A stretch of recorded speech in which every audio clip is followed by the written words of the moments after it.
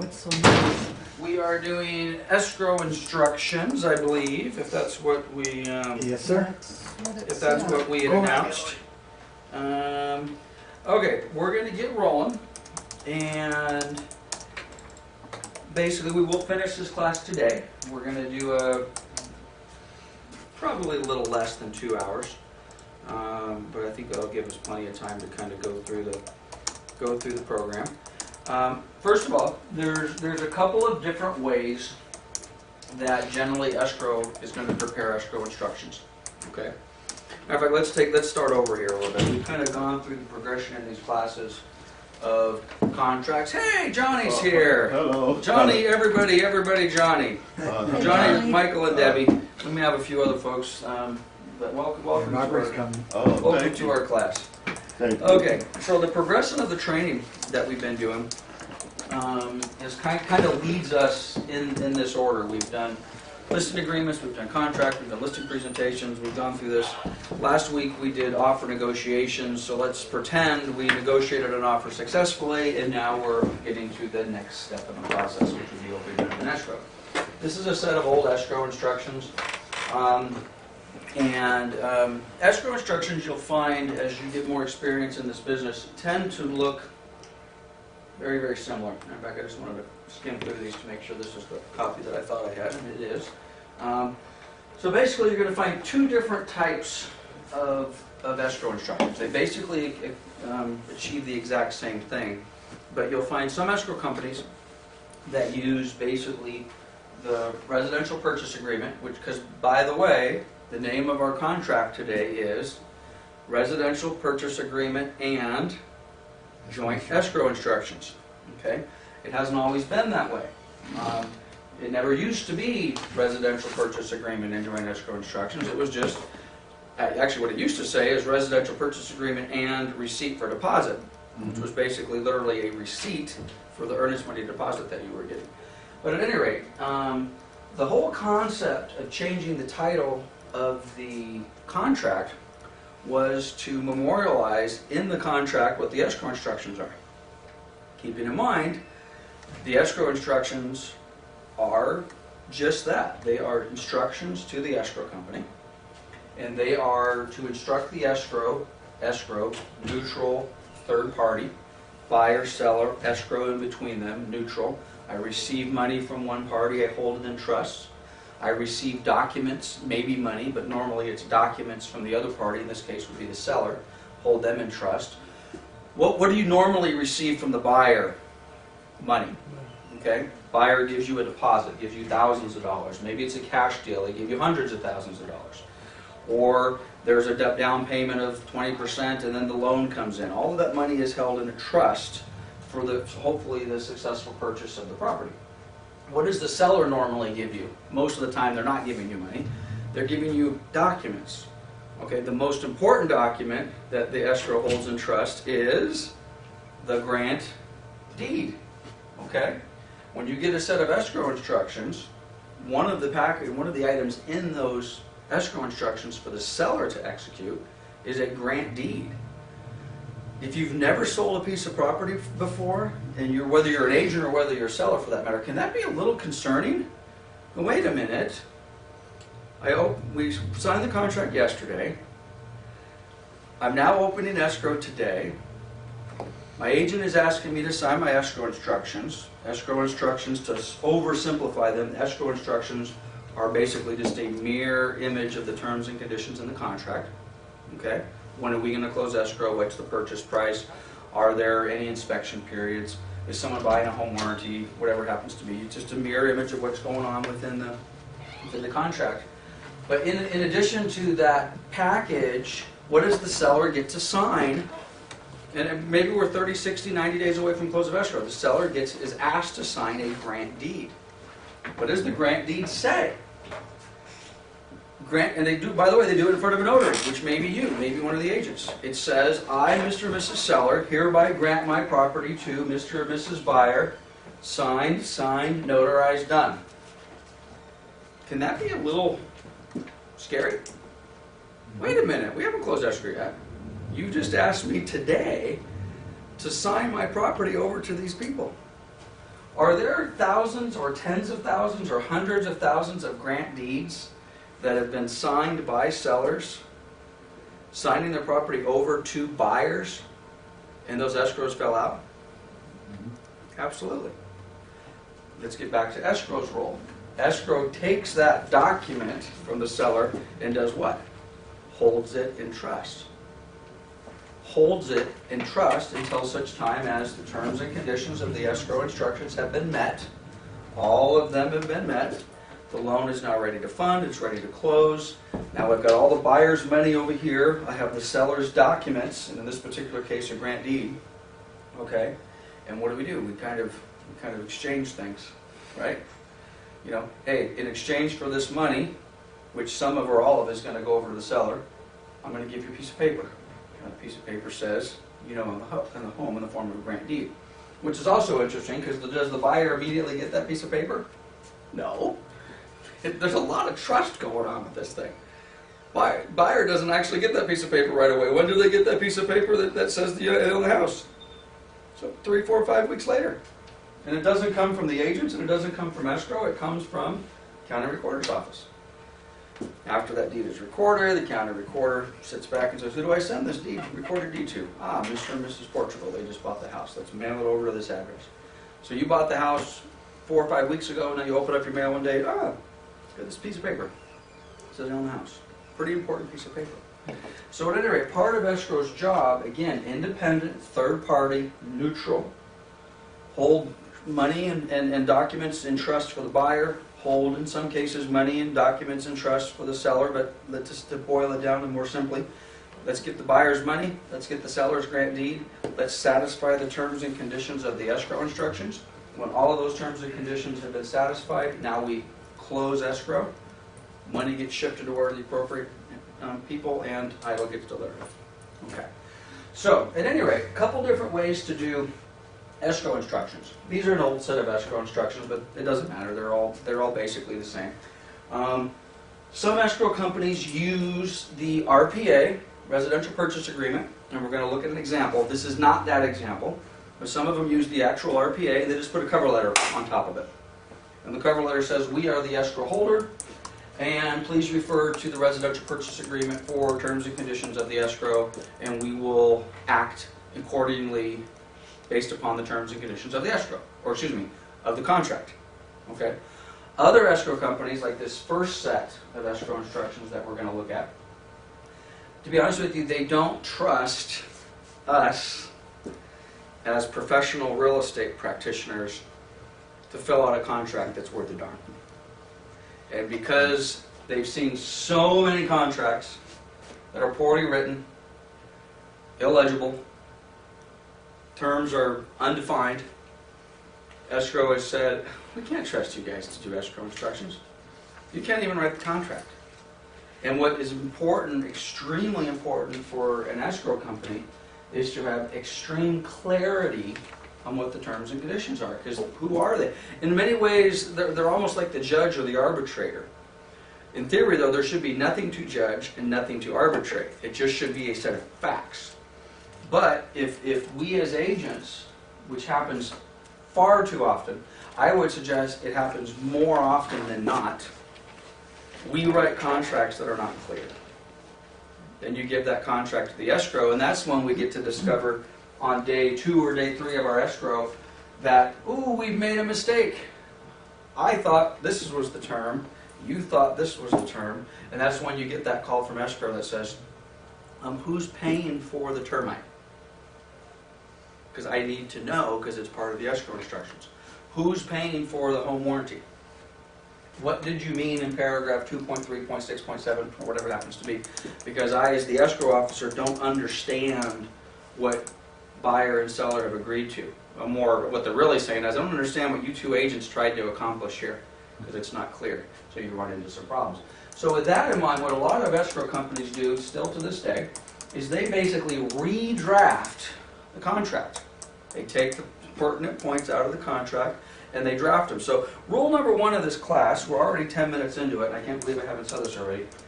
The most important thing you need to do with your escrow instructions is read them. Okay? Read them.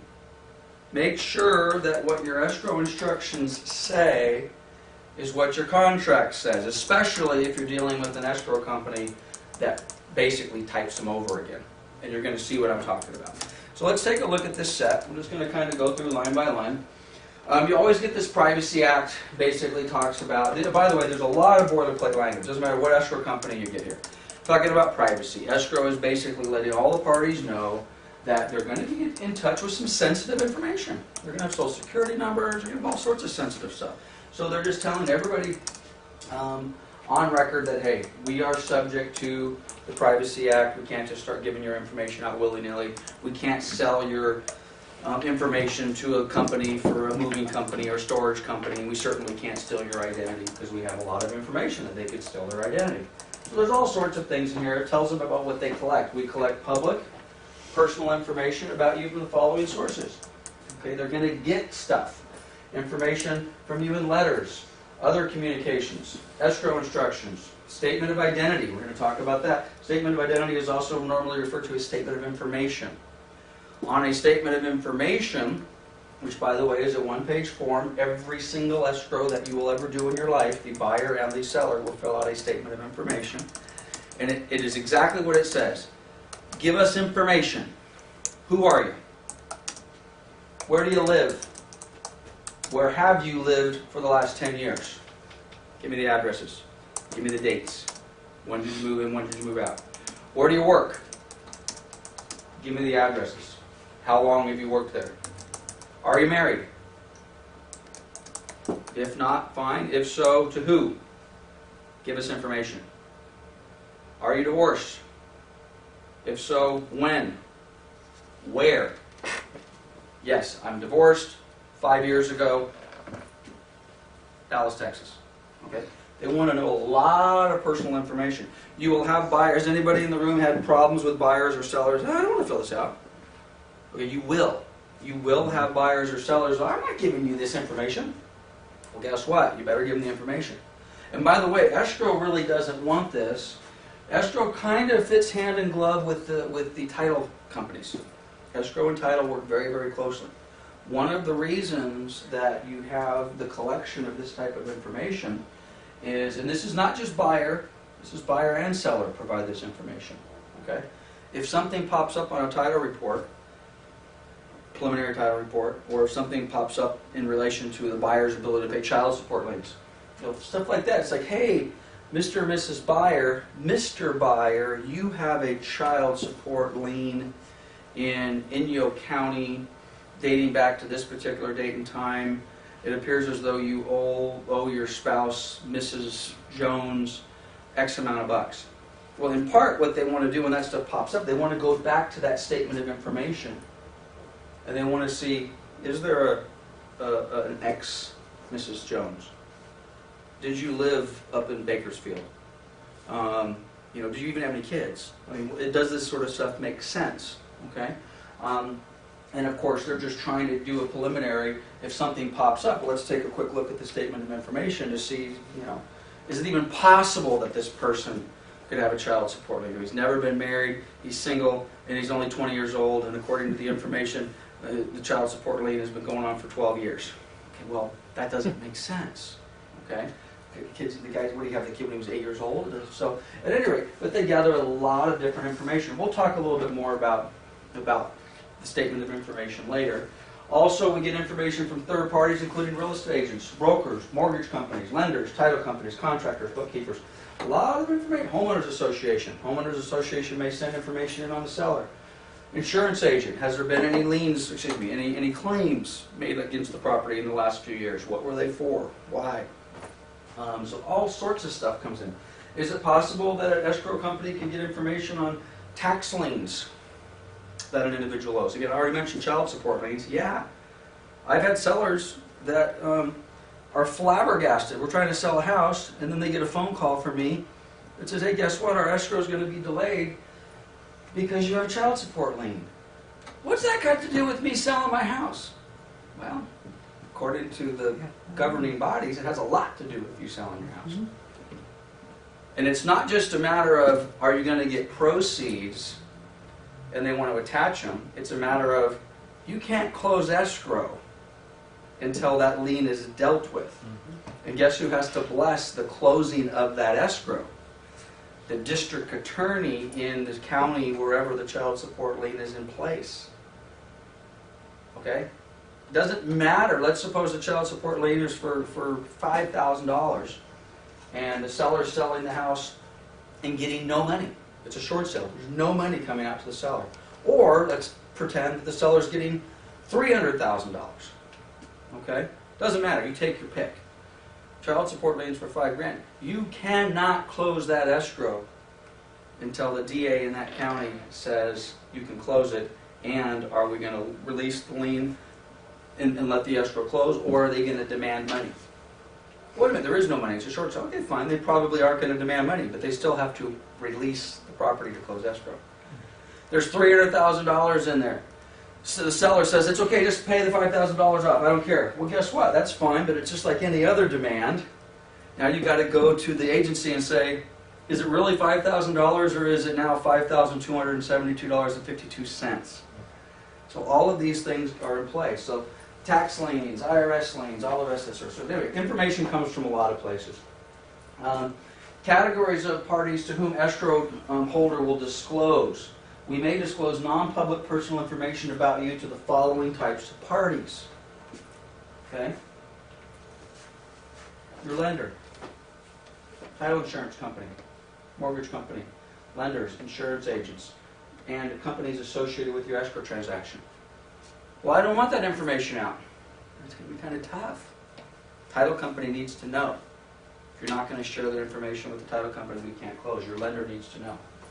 Non-financial companies such as homeowners association, attorneys, bookkeepers, accountants, federal, state, tax auditor. So again, some of this information does go to the appropriate people who would need to know in order to get your escrow closed. We're on C. Service providers, contractors, pest control operators, other rendering services. Now again, they're not going to necessarily give, they're not going to give the seller's social security number to the termite guy. But they very well may give a forwarding address, or they very well may give some other type of information that's pertinent to whatever the termite guy is. So at any rate, we've got a whole bunch of information here, and everybody, of course, is concerned about identity theft. Okay? I will tell you my personal experience, and I don't know of any identity theft cases that have revolved around an escrow company losing or selling or fraudulently giving out information to the wrong parties. I'm sure it's probably happened, but I don't know it. So you're always going to get that, which, by the way, one of the reasons we're going to go through this line by line, paragraph by paragraph, is you should, best practice is for you to sit down with your buyer or with your seller and go through this. Okay? And by the way, this process is much easier if you've sat down with your buyer and or your seller and thoroughly explained the purchase contract. If you haven't fully explained the purchase contract, well, shame on you, number one. But this process gets a lot more complicated. Or you do what so many agents do, is say, here's the contract, sign it, send it back in. Here's the escrow instructions, sign it, send it back in. You haven't reviewed any of it with anybody, and you just pray everything works. Not only is that not best practice, that's not upholding your fiduciary duty to your buyer or seller. Okay, so page 1 talks about personal information, what we can and cannot do about it, or do with it. Page 2, this is fairly common. By the way, you'll notice a lot of escrow instructions are formatted in a very similar fashion. Okay? Now, this is a set of escrow instructions that has taken the contract, okay, and they basically retyped the terms and conditions that have been negotiated between buyer and seller and their respective agents, and they're retyping them. Okay? So this is what they've done. They've gone to the contract, and they've said, we've got a $2,000 deposit. Well, it's pretty straightforward. Does the deposit say it's $2,000? Initial deposit $2,000. Prior to close of escrow, buyer will deposit an additional amount of $18,000. Well, that's what the contract says. So what is the deposit and basically the down payment for this particular transaction is how much? 20 grand. If you sat through our offer class several months ago, we used our bad offer. Remember, it had, I think, a $2,000 earnest money and a $50,000 increased deposit. Let's just suppose for a minute that that wasn't caught by the buyer or the seller or their agents. What would we have over here? We would have, $2,000 is to be deposited today, An additional $50,000 is to be deposited at some point, which wasn't clarified, which would have done what? That would have prompted a call to the agents from who? The escrow officer saying, your contract, is this a $52,000 deposit? And it says $2,000 you've given me, and it says $50,000 is coming, but it doesn't say when. So your escrow officer would say, when am I getting the extra $50,000 earnest money deposit? And then you would say, did I miss something? Okay, but again, let's just deal with the facts that we've got here. So we've got our $2,000 deposit, we've got our $18,000 initial. Now this is not deposit, by the way, the $18,000. Balance of funds needed. Having said that, does that balance of funds include closing costs? Doesn't say that anywhere. Doesn't say that anywhere. So is it possible that if a seller, or in this case a buyer, is it possible you've drafted a contract and I've sat down and I've said, hey Johnny, this is the deal. Down payment's going to be $20,000. So don't forget closing costs. You're going to need another $6,000 in closing costs. To me, it's clear as clear could be. You need $26,000. Okay? Now you get a set of escrow instructions. I haven't sat down and reviewed them with you at all. You look over here, and what does it say? 20 grand. It says, hey honey, we need $2,000, and then prior to close of escrow, we need to deposit an additional 18. I thought I heard Lance say something about something else, but look, 20 grand. 60 grand. All I need is 20 grand. Okay? Happens all the time. Okay. Buyer herein to obtain a new first loan in the amount of $340. Now again, where is escrow getting this information from? Purchase contract. If you're just guessing on what the loan amount is, you've guessed wrong on the contract. The escrow instructions have now taken your wrong guess and memorialized it even further in additional documents. Who normally is going to determine what the loan amount is going to be? Lender. So you better make sure you have some communication with your lender, not only to make sure that you've got the down payment correct, but you also have the proper loan amount. Now these things get fixed all the time. And they get fixed in the form of amendments. Oh no, the loan amount is not $340,000. The loan amount is $332,000. And you need to put 20% down instead of what this is 15 or whatever you're looking at, whatever it is. Do those issues cause heartburn for transactions and buyers and sellers? They do. We don't want surprises. We want all that stuff to be clarified up front. So, but hey, this came off the contract, so let's just assume it's correct. Total consideration, that's another word for our sales price, $360,000. Okay? Okay, here we go. We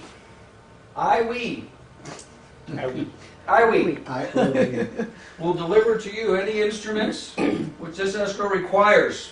By the way, who is we? Buyer and sellers. That's who's going to sign this. If it's a single person, it's I. If it's husband and wife or multiple, it's we. Okay? So we're in writing. I will deliver to you any instruments which this escrow requires, fully executed, signed, all of which are instructed to use, provided that on or before May 6, 2005, this is an old set of instructions, it doesn't matter, they haven't changed, you will hold a policy of title insurance issued by the company that we want to issue title insurance, in this case is Commonwealth Land Title, which doesn't exist anymore, with the liability of $360,000 covering the property. Okay? So, if before May 6th, I have a title insurance policy insuring the property for what? The purchase price amount. I'm going to give you all this information. What is May 6th, by the way? It's a closing date. Closing date. Okay? That's going to be a closing date. Okay? Which, by the way, is why I don't like 30 days from now, 45 days from now. Not only is closing dates, remember we talked about this in the contract class, subject to the interpretation of the buyer and seller, 30 days from acceptance. Well, when did we accept it? I think we accepted that on Tuesday the 5th, but I see a date over here that says it was written on the 3rd, and then I see there's a counteroffer here on the 4th. when did the thing actually get accepted? I don't know. Let's start counting from that day. That's good because that falls on a Friday, and we can get our moving van. Okay, now you've got buyers and sellers having that, and then now you've got an escrow officer thinking the same thing. When did you ultimately get final acceptance? So what does the escrow officer do? Ring, ring, Johnny.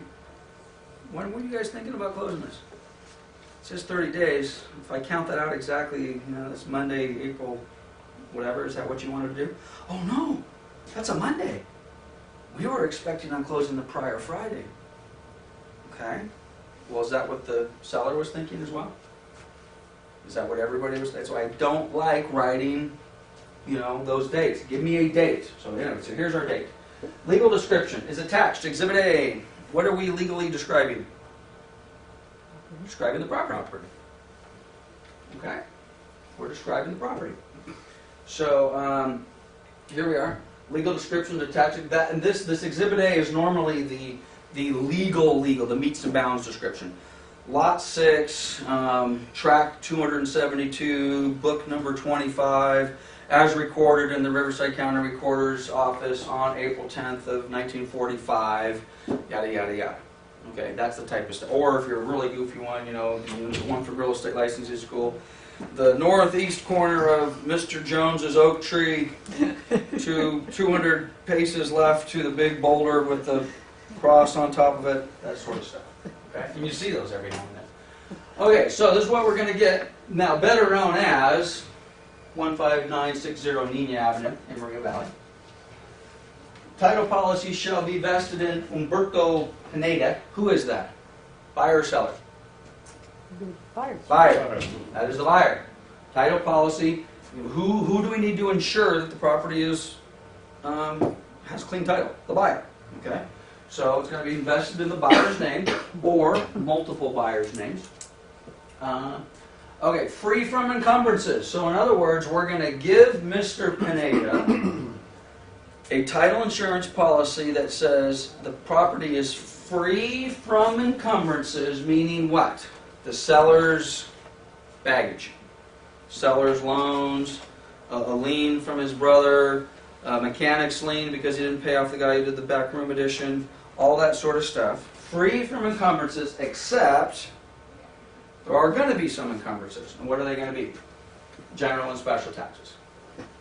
Always going to have the taxes. Now that doesn't mean that the buyer is assuming unpaid taxes, but your property, it has a perpetual tax lien on it, forever.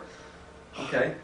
Even if you were to pay your taxes for 10 years in advance, you would still have a tax lien on your property. Okay? I think. Anyway, you're always going to have a tax lien on your property. Right. Okay? Death and taxes. You're always going to have a tax lien on your property. Okay, so here you go. So you're going to get free and clear title except any tax liens. That's very normal. Sometimes buyers freak out about that. You need to be prepared to explain to them, oh, this does not mean Mr. or Mrs. Pineda, or Mr. Pineda. This does not mean that you're inheriting the unpaid taxes from the seller. Those will be prorated per our contract, per our escrow instructions when we get farther down on the page. But you will see that there is going to be subject to property tax. You need to be prepared to explain that to them. What else is not going to be free and clear from encumbrances? Well, you're also going to have, if any, covenants, conditions, restrictions, what the CC&Rs, which could indicate a homeowners association, but not always. Doesn't always mean that there's a homeowners association. It means that it could be association. I wouldn't say it's 50-50. I wouldn't say it's 90-10 either way. Depends on what city and state and neighborhood you're in. Some properties have CC&Rs on everything, but there's no associations. And other parts of Orange County, especially the newer stuff, everything in it is an association over there, which means you're also going to have your CC&Rs. Reservations, rights of way. These would be like easements. Okay, if there's an easement on there, there's an easement. That's what it is. Edison has easements on everything. Utility district, water company, gas company, phone company. I mean, you just have easements. Could be an easement maybe for the neighbor, an old driveway going up the path, whatever it happens to be. Oil, mineral, gas restrictions, if any. which on most of the stuff we're going to sell for our real estate career, there are no oil, mineral, or gas rights. Those have all been gone years ago. Or they may be there, but you don't own them. Okay? I don't own the mineral rights underneath my house. I just don't. Even if I was to buy an old house, 20-acre ranch out in the middle of the hills, normally that thing had been sold over years and years and years. Those mineral rights have been reserved for somebody else 100 years ago. Whether they ever used them or not is a whole other story. But normally you're not going to get that. Okay, what else do we got? A first trust deed. Now remember, what are we getting? We're getting free and clear title, free from encumbrances, except for taxes, CC&Rs. But wait a minute, what's this?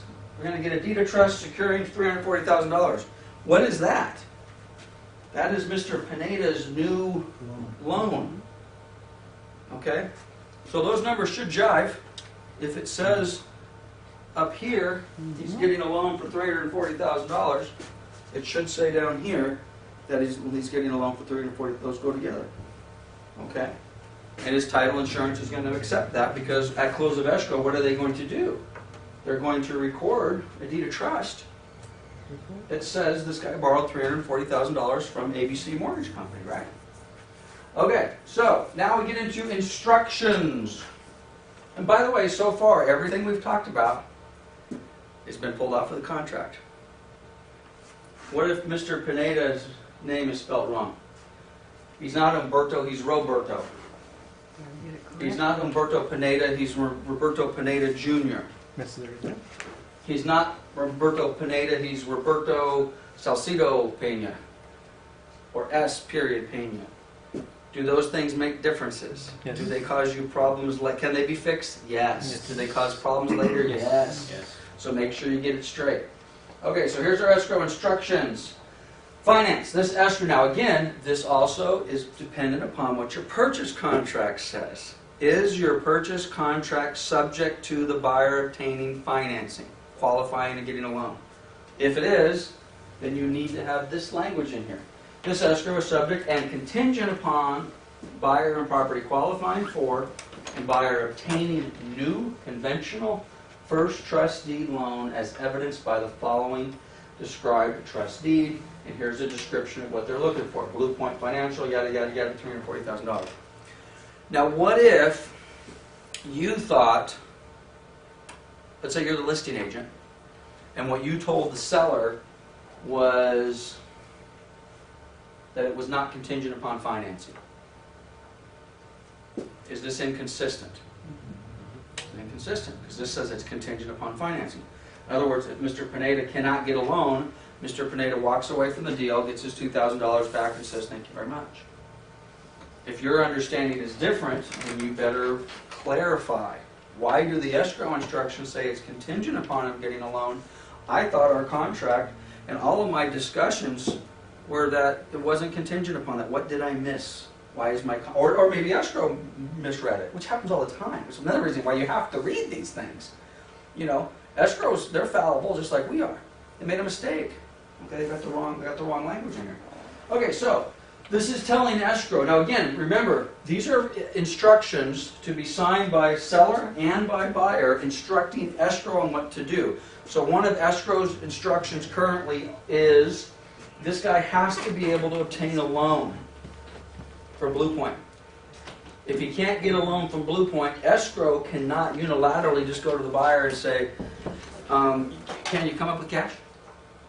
You got to close this escrow, we need cash. Buyer says, well, no, it says I needed to get a loan from Blue Point, and they're not giving it to me because it's contingent. It's contingent upon that, and they wouldn't give it to me. All bets are off. Okay? What else is this? What other instructions do we have? Insurance. Buyer will furnish escrow a new fire insurance policy in the amount acceptable to the lender. Who's the lender?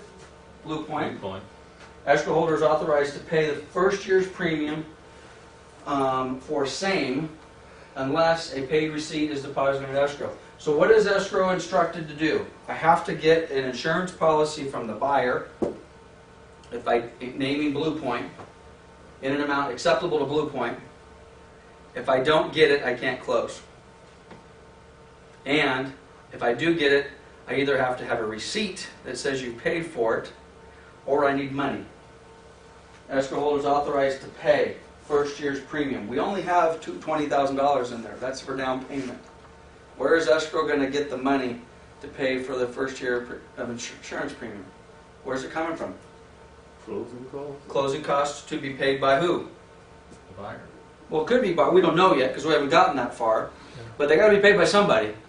So if the contract says that the buyer's only putting down their $20,000 and all closing costs are being paid by the seller or somebody else, then we're okay. But that needs to be outlined because right now it says escrow holder has to pay for it. So we better figure out where those funds are coming from.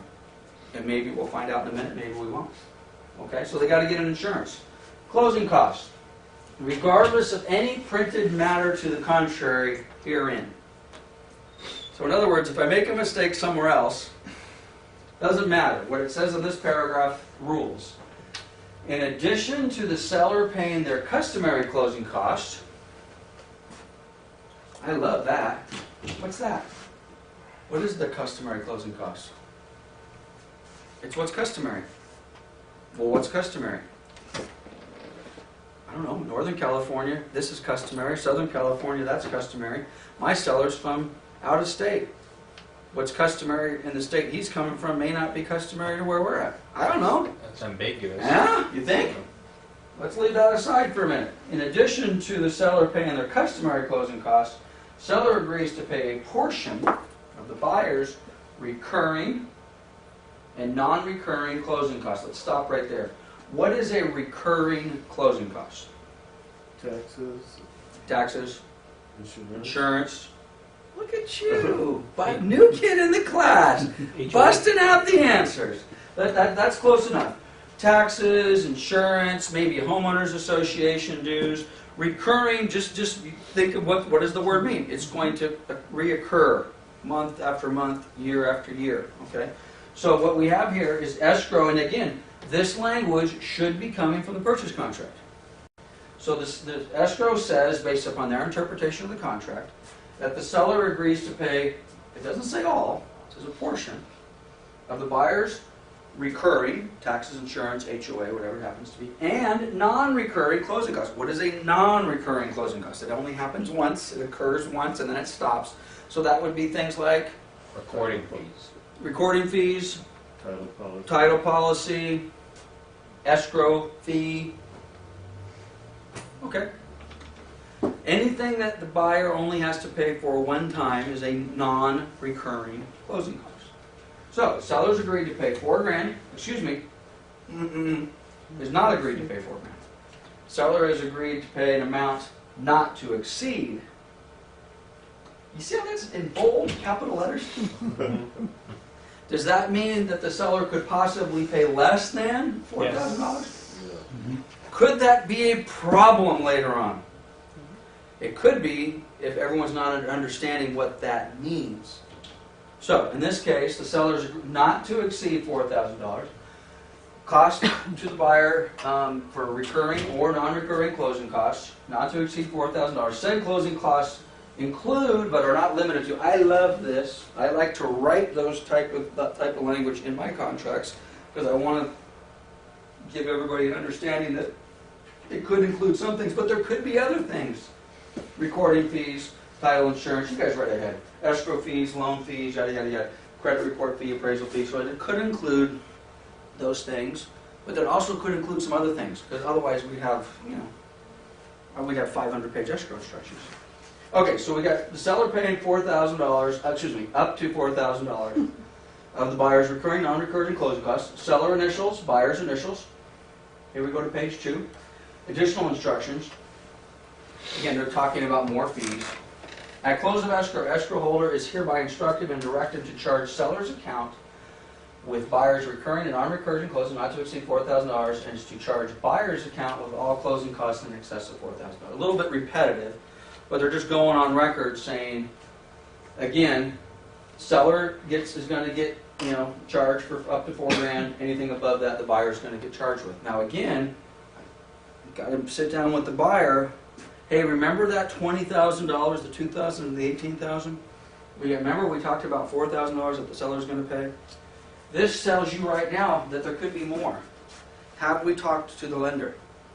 Has the lender given us a good faith estimate? Good faith estimate. It's required by law. You take a loan application with the lender, they have to give you a good faith estimate. That tells you what your loan amount is, what your interest rate that they're quoting for you, how much your down payment is going to be, how much your closing costs are going to be, total funds necessary to close. And then again, now, okay, what's necessary? We've got $4,000 worth of a credit. All right. Now another thing you got to remember is sometimes, depending on the type of loan you're getting, there are certain things that the lender will not allow the seller to pay on behalf of the buyer. So you got to be careful with that. So when you say, hey, we're going to ask the seller to pay $4,000 in closing costs, that is not a conversation that happens in a vacuum. That is not just something that you just sit down willy-nilly and sit down with the buyer. Who do we need to talk to? Who do we need to talk to about that? The lender.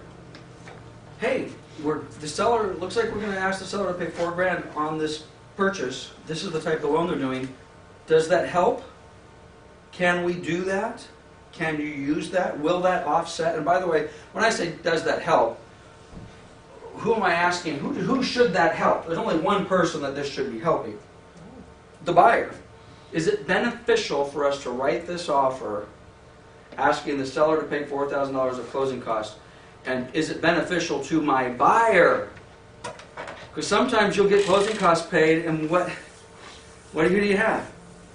You get the lender saying, alright, they just gave me 4 G's. Okay? Right? Discount points, loan origination fees, garbage fees, stuff. Okay? So be careful. Be careful with this. Okay, close of escrow. Escrow shall occur 30 days after acceptance on May 6th. Does that date look familiar? Mm-hmm. We already had that date up here somewhere else. Closing date. That's our closing date. There, where'd it go? May 6th. Okay? That's why they said we have to have all this information in on or before May 6th. Because right here it doesn't say closing date. Over here it clarifies what's so magical. Honey, what's so magical about May 6th? Ah, I get it. May 6th, the day we're going to close. Well, let's bust out the calendar. Oh, May 6th is a Wednesday. Lance didn't say we were going to close on a Wednesday. Lance said we were going to close on Friday because we were going to move over the weekend. If we close on May 6th, we got to get out on Thursday. We're not going to have any time. Who screwed that up? Who's the idiot who said we had 30 days from acceptance? Right? You guys fight with me over this all the time. Lance, I don't want to put a hard date in there because I don't know when the acceptance is going to be. Blah, blah, blah, blah, blah, blah, blah. Guys, I have closed thousands of real estate transactions. Okay? Trust me, putting in 30 days after acceptance is stupid. Pick a date. If your negotiations go on for an extended period of time, pick a new date, put it in an addendum, put it in a counteroffer, and say, we've been fooling around for 2 weeks going back and forth on this negotiation. 2 weeks ago, I wanted to close on May 6th. Are we getting close to accepting this? Here we are. Great. Let's put one more term in here. Escrow to close on May 17th. Everybody good with that? Break out your calendars. It's a Friday. Oh crud, but it's I don't know what anything special about that day. It's Memorial Day weekend. Is that a good day to close? I don't know. You know, let your buyer and seller and your lender. By the way, who else needs to be involved in this? Who needs to sign off on this close of escrow date? Probably more importantly than the buyer, and frankly, probably more importantly than the seller. Hey, Mr. and who's doing the loan? This Blue Point?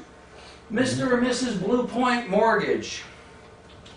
We sold a house this weekend. You're doing the loan for my buyer. Are you ready?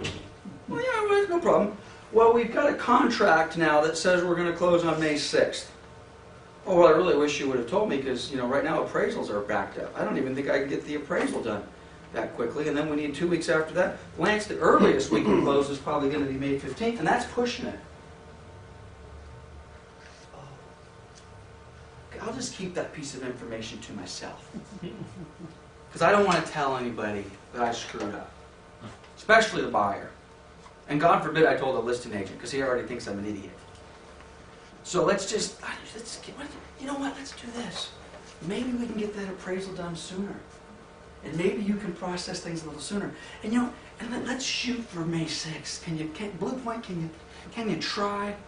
I'll do everything I can, but I'm telling you right now it's not going to happen. Why don't you just try? And in the meantime, I'm not going to tell anybody. Does that happen? Yeah. I know it's kind of funny. That happens all the time. I would suggest that happens in every single transaction that we do. It may not revolve around the scenario I just gave you. It revolves around something else. But I would suggest somebody is doing that in almost every transaction. Let's not tell them. And maybe you're doing it for good reasons. You know what, I think I'm going to have this resolved in about 3 or 4 days. I just don't want to get my buyer upset, because I'm pretty sure by Friday this is going to be cleaned up, and I'm doing it for a good reason. It's a minor issue. Don't want you to lose sleep over the weekend. I get it, but don't do that. Tell your buyer, hey, guess what, a problem came up today. Before you freak out, I'm pretty sure that we're going to have this fixed over the next 2 or 3 days. Hold your breath for a couple days, relax. I'm working on it, the lender's working on it. I'm going to get back to you as soon as I know, but no later than Thursday. I will call you, and I expect everything to be fine. By the way, just so you know, I'm going to call the other agent, and I'm going to let him know what's going on as well. Okay? Now, some people, oh, Lance, that's silly. You're causing all sorts of drama. Everybody's going to freak out. I would suggest it's just the opposite. Number one, it's the professional thing to do. It's the right thing to do. And then it also takes you off the hook, because what happens if that problem that you thought was minor and it didn't get resolved in 3 days? Because normally how these things go is, I had the best of intentions. It was supposed to be solved today. Now the guy told me he needs another 4 or 5 days to fix it. Oh boy, I should have called Johnny a few days ago and told him, but he assures me now that if I just give him 4 more days, he's going to get this cleaned up. So I didn't tell him earlier, so I guess let's just go for another 4 days. And you know what happens? 4 days. Now you're a week into the problem, and guess what happens on day 7? Oh hell, it's a lot bigger problem than I thought. Oh no, now I gotta call Johnny, and he's gonna ask me, when did I find out about the problem? And I'm gonna have to tell him I've known for a week. Or I'm gonna, of course, do what we all do. I'm gonna lie to him. Right? And God forbid I tell the other agent. Because the other agent's going to say, when did you find out about this? Oh, I've known about it for a week. Now that happens all the time, except normally it's a major issue, and instead of telling you within a couple of days, you get to find out about it when? When do we get to find out about it? We get to find out about it on May 4th. What? What? We're going to close escrow in 2 days. When did you find out about it? Oh man, I meant to tell you. I've known about this for 45 days. I really thought we were going to... Guys, it happens all the time. It is And your truly... client will ask, when did you find out? I got asked That's right. that question just this morning. Right. And fortunately, I was able to say, I found out at 6:45 this morning. Right. And I got to tell you, quite honestly, if you have a big problem, you need to disclose it immediately. I mean, even, well, I found out yesterday. You found it yesterday? Why didn't you call me yesterday? Well, to be honest with you, because it was late in the day, and I'm sorry. They'll be upset. You need an especially big problem, or a potentially big problem. The truth will set you free, guys. Truth will set you free. Okay, so again, enough about my closing date. So anyway, we're going to close here on May 5th. Buyer and seller shall deliver signed escrow instructions consistent with this agreement within 15 days of acceptance. This is old. This is an old set of contracts. Normally that's not the case. We normally want them sooner than that. Seller shall deliver possession and occupancy of the property no later than 3 days after close of escrow. Where did that come from? Came from the purchase agreement. So I'm going to make sure that's consistent. The property shall be vacant unless otherwise agreed in writing. Transfer and title possession shall not occur at the same... Did you get that? If transfer of title and possession do not occur at the same time, buyer and seller are advised to consult with their insurance advisors. Stop right there. Does that normally happen? Does normally transfer of title, which is the date we recorded, May 6th, and buyer's possession occur immediately? No. Not normally. On a vacant house it would. But if you got and we're getting into more of a traditional real estate market, less REOs, more traditional sellers, the norm is on a seller owner occupied property is that they would move out within 3 days of close of escrow.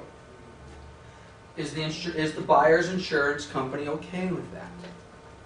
What happens if one day after close of escrow, the seller's moving his stuff out, still has half of his stuff in there, and they're coming back with another truckload in the morning, and then the house burns down? Buyer never even got to move in. Seller's still on the way out. Is the insurance policy covering that? We need to make sure they carry. Now again, most insurance companies, your traditional insurance companies, Farmers and State Farm, they understand that there's going to be a little bit of lag time. But what if you have an extended lag time? What if you have the seller's going to rent back for 30 days after close of escrow? You better make sure that's dealt with properly, not only in the contract, not only in the escrow instructions, but also in some sort of written rental agreement. And make sure your insurance carrier is aware of it. Which, by the way, if somebody gets sued, let's suppose the buyer and seller sue each other and you end up in court from one another, is the judge going to ask for a copy of the purchase contract or a copy of the escrow instructions? Contract. Is that signed? Purchase contract. Well, these are signed too, but these are not. This is not a contract. Just to be clear. The contract governs a transaction. Contract. This is just a set of instructions. This is almost like a memo to the third party. This is not a contract. Nowhere on here does it say that this is a contract between the buyer and seller. It may reference a contract between the buyer and seller, but this is not a contract between the buyer and seller. So that's why it's so important that we have our instructions, our contracts drafted. Okay, so close of escrow, we're going to transfer title, they need to consult with their insurance buyers, they need to enter into a written occupancy agreement if it's extended. Escrow instructions may include matters required to close these transactions, which are not covered by this agreement. Ooh, danger, danger. The omission from escrow instructions of any provisions into this agreement shall not constitute a waiver of that provision. Getting back, I didn't read that, but it gets back into my court thing. Let's suppose for a moment in the contract, the RPA, it says, what is it supposed to say? It says that the seller is going to pay for the home warranty. Okay? And let's suppose somewhere along the line that got missed in the escrow instructions. Not only did the seller not pay for it, the buyer didn't pay for it, there was no home, it just wasn't ordered. Nobody paid for the home warranty. Escrow closed. The omission from escrow instructions of any of the provisions in the agreement shall not constitute waiver of that provision. Does that mean that the seller is still not responsible? Now, hey, we closed escrow. Nobody caught it. I'm not paying for the home warranty now. No. Contract says you're paying for home warranty. You need to pay for home warranty. Yeah, but escrow's closed. I'm gone. Come get me. Does that happen? It does. Is it practical to sue the owner who just moved to Texas for $500 or $450? Who ends up paying for that? Agents. Cha-ching! Reach into the pocket. Pay up, sucker. Because we missed that. That should have been, this is why we read the escrow instruction. Oh, escrow's going to pay it. They missed it. Okay. I suggest you reach into your wallet. Depending on the relationship with your escrow officer, I don't know. You got to pay for those things. Okay, allocation of costs. Transfer fees. This comes straight out of the purchase agreement. Seller shall pay for county transfer tax. Title and escrow. Seller shall pay for owner's title insurance policy issued by. Buyer and seller shall pay 1/2 each of the escrow fee. Apparently that must have done what it said. Escrow holder shall be Moreno Escrow. Long, rest their souls. So that should be, now if that's not what the contract says, we got a problem. Other costs, seller should pay for. Again, these are coming straight out of the purchase contract. I'm not going to go through all of these, but make sure whatever you've put into the purchase contract is properly reflected in your escrow instructions. Pest control report, who's paying for it? Seller shall pay for work under Section 1. Buyer shall pay for Section 2. Is that what your is that what your contract says? Does it talk about a dollar amount in here anywhere, by the way? I don't see anywhere where it says a cap. All that says is that buyer's paying for one, excuse me, seller's paying for section 1, buyer's paying for section 2. If you don't know what section 1 and section 2 is, come to our termite disclosure, or termite report class in a couple weeks. We'll explain what that means. But the bigger problem, the way I see these escrow instructions, there's no dollar amount, there's no cap. They're paying for it. It's going to cost $10,000 to get all the section 1 work done. Who has just agreed to pay $10,000? Seller. Same thing with buy side. Terms and conditions of the pest control. Title investing. Within the time specified in paragraph 16A, this is the original purchase contract. The numbers have changed. This is a 7-year-old contract or escrow instruction, but again, it's the same. Referring to that paragraph, buyer shall provide a current. Let me rephrase that. Buyer shall be provided a current. Buyer's not providing it. Buyer is getting it. Receiving a current preliminary title report, which is only an offer to insure, not an actual policy.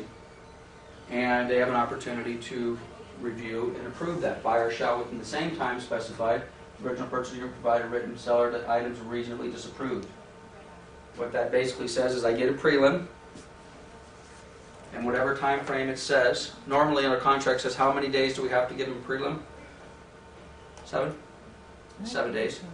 I think they've got 5 days to approve or disapprove. What would we disapprove? No one told me the property's in a homeowners association. That would be on the prelim. Nobody told me that there's special assessment taxes for an extra $2,000 a year. I'm disapproving. So disapproving basically means that I don't like these things, I'm canceling, time out, game over, give me my deposit back. Or time out, game not so over, what are you going to do to compensate me for these items that I've just discovered on the prelim? Keep in mind non-disclosed items on the prelim. If you disclose to them in advance, properties in a homeowners association, and if you disclose to them that there's an extra $2,000 in special assessment taxes, that would not be a valid reason for them to cancel. Well, let's just assume for a moment that something came up on the prelim that they didn't like. So they have to approve or disapprove. At close of escrow, buyer shall receive a grant deed, we talked about that earlier, conveying title to the property, or stock cooperative, lease, assignment, or certificate. Anybody sold anything with water stock? That is fairly common. There's several properties within our market area that when you buy the house, you get some water stock. Okay? Ukaipa, Moreno Valley has it. There's all sorts of stuff all over San Bernardino and Highland has water stock. It's not normally worth a whole heck of a lot, but you own stock in the company that's providing water, and you get a dividend check for $9 a year or something like that. So anyway, you get that. Again, assuming that it has that. So you're going to get that. Title shall be subject to encumbrances, easements covered. Very repetitive. We've already gone through that. So that's what it's going to be subject to. However, title should not be subject to any liens against the property except for those specified in the agreement. We've already talked about those. Proration of property taxes. This is this is for the most part straight out of purchase contract. Escrow is instructed to prorate property taxes, homeowners association dues, yada, yada, yada, yada, yada. Okay?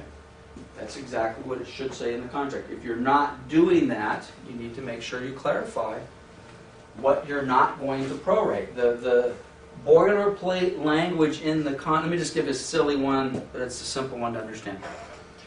Properties in a homeowners association, we're not going to prorate the homeowners association dues. The seller has paid the $100 for the homeowners association dues for the month of June or July, and we're going to close on July 15th. If we were to prorate that, because homeowners association dues are paid in advance, if we were to prorate that, the seller would get a credit for $50 for the $50 from July 15th to the end of the month. They paid $100. The buyer's going to get to use the second half of the month. They get $50 back. If we decide in writing not to prorate that, we need to put that in writing somewhere. Seller has paid the association dues for the month of July. Proration dues will not be prorated. So in other words, the seller paid them for the buyer for the month, for the 15 days or 10 days, however many days the buyer owned the property. So if you're not going to, which is not, that would be very unusual, but if you're not going to prorate, you need to make sure you put it in writing somewhere. Otherwise, you've got to deal with that. This is the FERPTA withholding. This comes straight out of the contract. This is another reason why we have to have the FERPTA form signed, or we have to have, with, by the way, the qualified substitute didn't exist when these escrow instructions were written. There could, in the new escrow instructions, you're going to have some language in here that talks about a qualified substitute. And again, the FERPTA form basically is covering the fact if the seller does not fill out the FERPTA form, the buyer may be subject to paying a 3% withholding tax to the state of California. And it's just a mess. Get the form signed, complies with the law, everybody's happy. Okay? And this is straight out of the contract. Closing form, closing funds rather. This is something that all agents need to have a conversation with their buyers. Okay? Each party acknowledges that the close of escrow is conditioned upon checks clearing. Funds to close must be in the form of cashier's check drawn at a bank with a clearinghouse in the state of California. It's important because if they got to clear it in Virginia, that takes time. Or wire transfer, which is the preferred method. You know, this is 2013. Anybody with a computer and a bank account today can wire funds from their home. You don't have to go down to the bank, fill out what we used to have to do. Oh, wire, God, that seems so mystical. I've got to go into the bank and I've got to fill out a form and I've got to have all the numbers and I don't understand it and my bank wants to charge me $5. And I'm afraid of it. Okay? Which is why we always did what? We did cashier's checks. We're still doing cashier's checks, but the balance is starting to shift. I bet you in another 5, certainly another 10 years, the thought of a cashier's check, that'll be, the younger agents will say, I've heard about this thing called a cashier's check. What exactly does that mean? Nobody's going to be using cashier's checks. We're going to be wiring money directly from our bank account. It's simple. Ease safe. Okay? So at any rate, there's two things that you need to make clear to your buyer, because let's face it, there's still a good, I would say a majority of the buyers and sellers who are not comfortable wiring funds. There's still a lot of folks out there that, oh, I don't want to do that, I want to write a check. Okay, fine. But you're not writing us a personal check. You are getting certified funds, cashier's check, not a money order. Money orders can have stop payments put on them. Money orders have problems. Certified cashier's check, drawn from a bank with a clearinghouse in the state of California. If you don't do that, oh, by the way, you're potentially going to delay our close of escrow. Well, I don't have, the only thing I can do is give you a personal check. Fine. Give me a personal check. Escrow will not close until that check is cleared the bank. How long is that going to take? I don't know. A few days, a week, maybe 10. I don't know. Depends on your bank, depends on, I don't know. All I can, okay, fine. Well, when are we going to close? We're going to close in 3 weeks. Give me the cashier's check, or give me the personal check today. No, I don't want to give it. I want to give it to you a couple days before. Then don't give me a personal check. Got to have good funds. This happens all the time. By the way, another thing, and this will bite you as well. It's very common for the initial deposit to be deposited into escrow in the form of a personal check. Very common. In this case, we have a $2,000 earnest money, which is not enough, by the way. We could talk about that, but we've got a $2,000 earnest money deposit. We're going to close in 30 days. Hey, give us a personal check made payable to Moreno Escrow. Bam, bam, bam, bam, bam. Bam. No problem. Okay? Common. We have plenty of time for that check to clear. I cannot tell you how many times, 2, 3, 4 weeks, 2 days before close of escrow, upon cancellation of escrow, escrow informs me, oh, EMD bounce. that check bounced. Oh, when did it bounce? Oh, well, it actually bounced. Actually bounced about 3 weeks ago. And you But just now my telling me? my manager, you guys hold on 2 seconds. This is Lance. This is Lance. Hey. I actually wasn't, but I saw the caller ID, so I thought I'd pick up real quick. Hey, let me call you back in about an hour. Is that good? Okay, wait. Bye-bye. Sorry about that, I had a client on the line. Okay, Norm would call a money call. money call, baby, money call. Actually, that could be a really big deal for the entire office, so I just wanted to make sure that it was who I thought it was, and it was. Okay, so let's get certified funds. And if you do take a personal check for the initial opening earnest money deposit, not only do you want to get the receipt from escrow, but you want to, hopefully this will just be automatic and you're just dealing with a good quality escrow officer, because that's one of those things where you think you've got a good quality escrow officer and you get ready to close escrow and you find out, you guys got lazy on this one. You got sloppy on this one and you didn't follow up on those good funds, and now I got a problem and you've delayed my close of escrow. Okay? And that happens. And frankly, that can happen to the best escrow officer on the planet. So we want good funds. 1099 form. Basically proceeds, and again, we're now starting to get back into the world of sellers getting proceeds. But real estate transactions are taxable. Okay? Now there may not be tax due on every transaction, but that doesn't mean they're not subject to tax. So every time a real estate transaction closes escrow, guess who gets to find out about this? IRS, the regulatory tax agencies in the state and the Fed. Okay? So in this particular case, it's just telling the seller is that we're going to report to the IRS whatever your proceeds are. I know you told me this wasn't going to be taxable because I'm with them. Relax.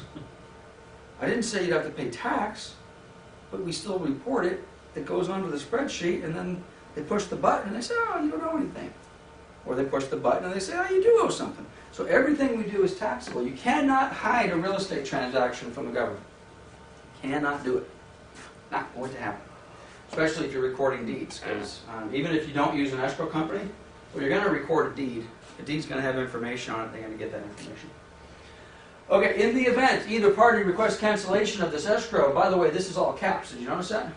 At any time, all parties are aware that this escrow will not be considered canceled, and no funds will be dispersed until escrow holder has received mutually signed cancellation instructions from both buyer and seller. Right? Right. Right. Clear as day. Nothing ambiguous about that. Doesn't matter who's right or wrong. Amendments. This agreement may not be amended, modified, or altered, or changed and respected whatsoever except by further agreement in writing. The amendment. We need an amendment to escrow. What are we going to amend? Appraisal came in low. We got to get the price down to $310. We're not going to close on May 5th. We need to extend to May 15th. Has to be done in writing by both parties. The buyer can just not call escrow and say the appraisal came in low, take it down to $300. Now the escrow can type that escrow instruction per the buyer's instruction, send it out for signature to the seller. Oh, I'm signing this. Okay, well then that's not in effect. By the way, you can order all the amendments you want. You can have escrow type amendments all day long, but until both parties sign those instructions, then they're not going to do anything. They're not going to do as instructed. Escrow will not do as instructed. Well, actually, they will do as instructed. They'll do as instructed in the original set of documents, but they won't change unless both parties change. Change of ownership. This talks about property taxes. This is another nice thing. Let's separate us from the rest. Let's be professionals here.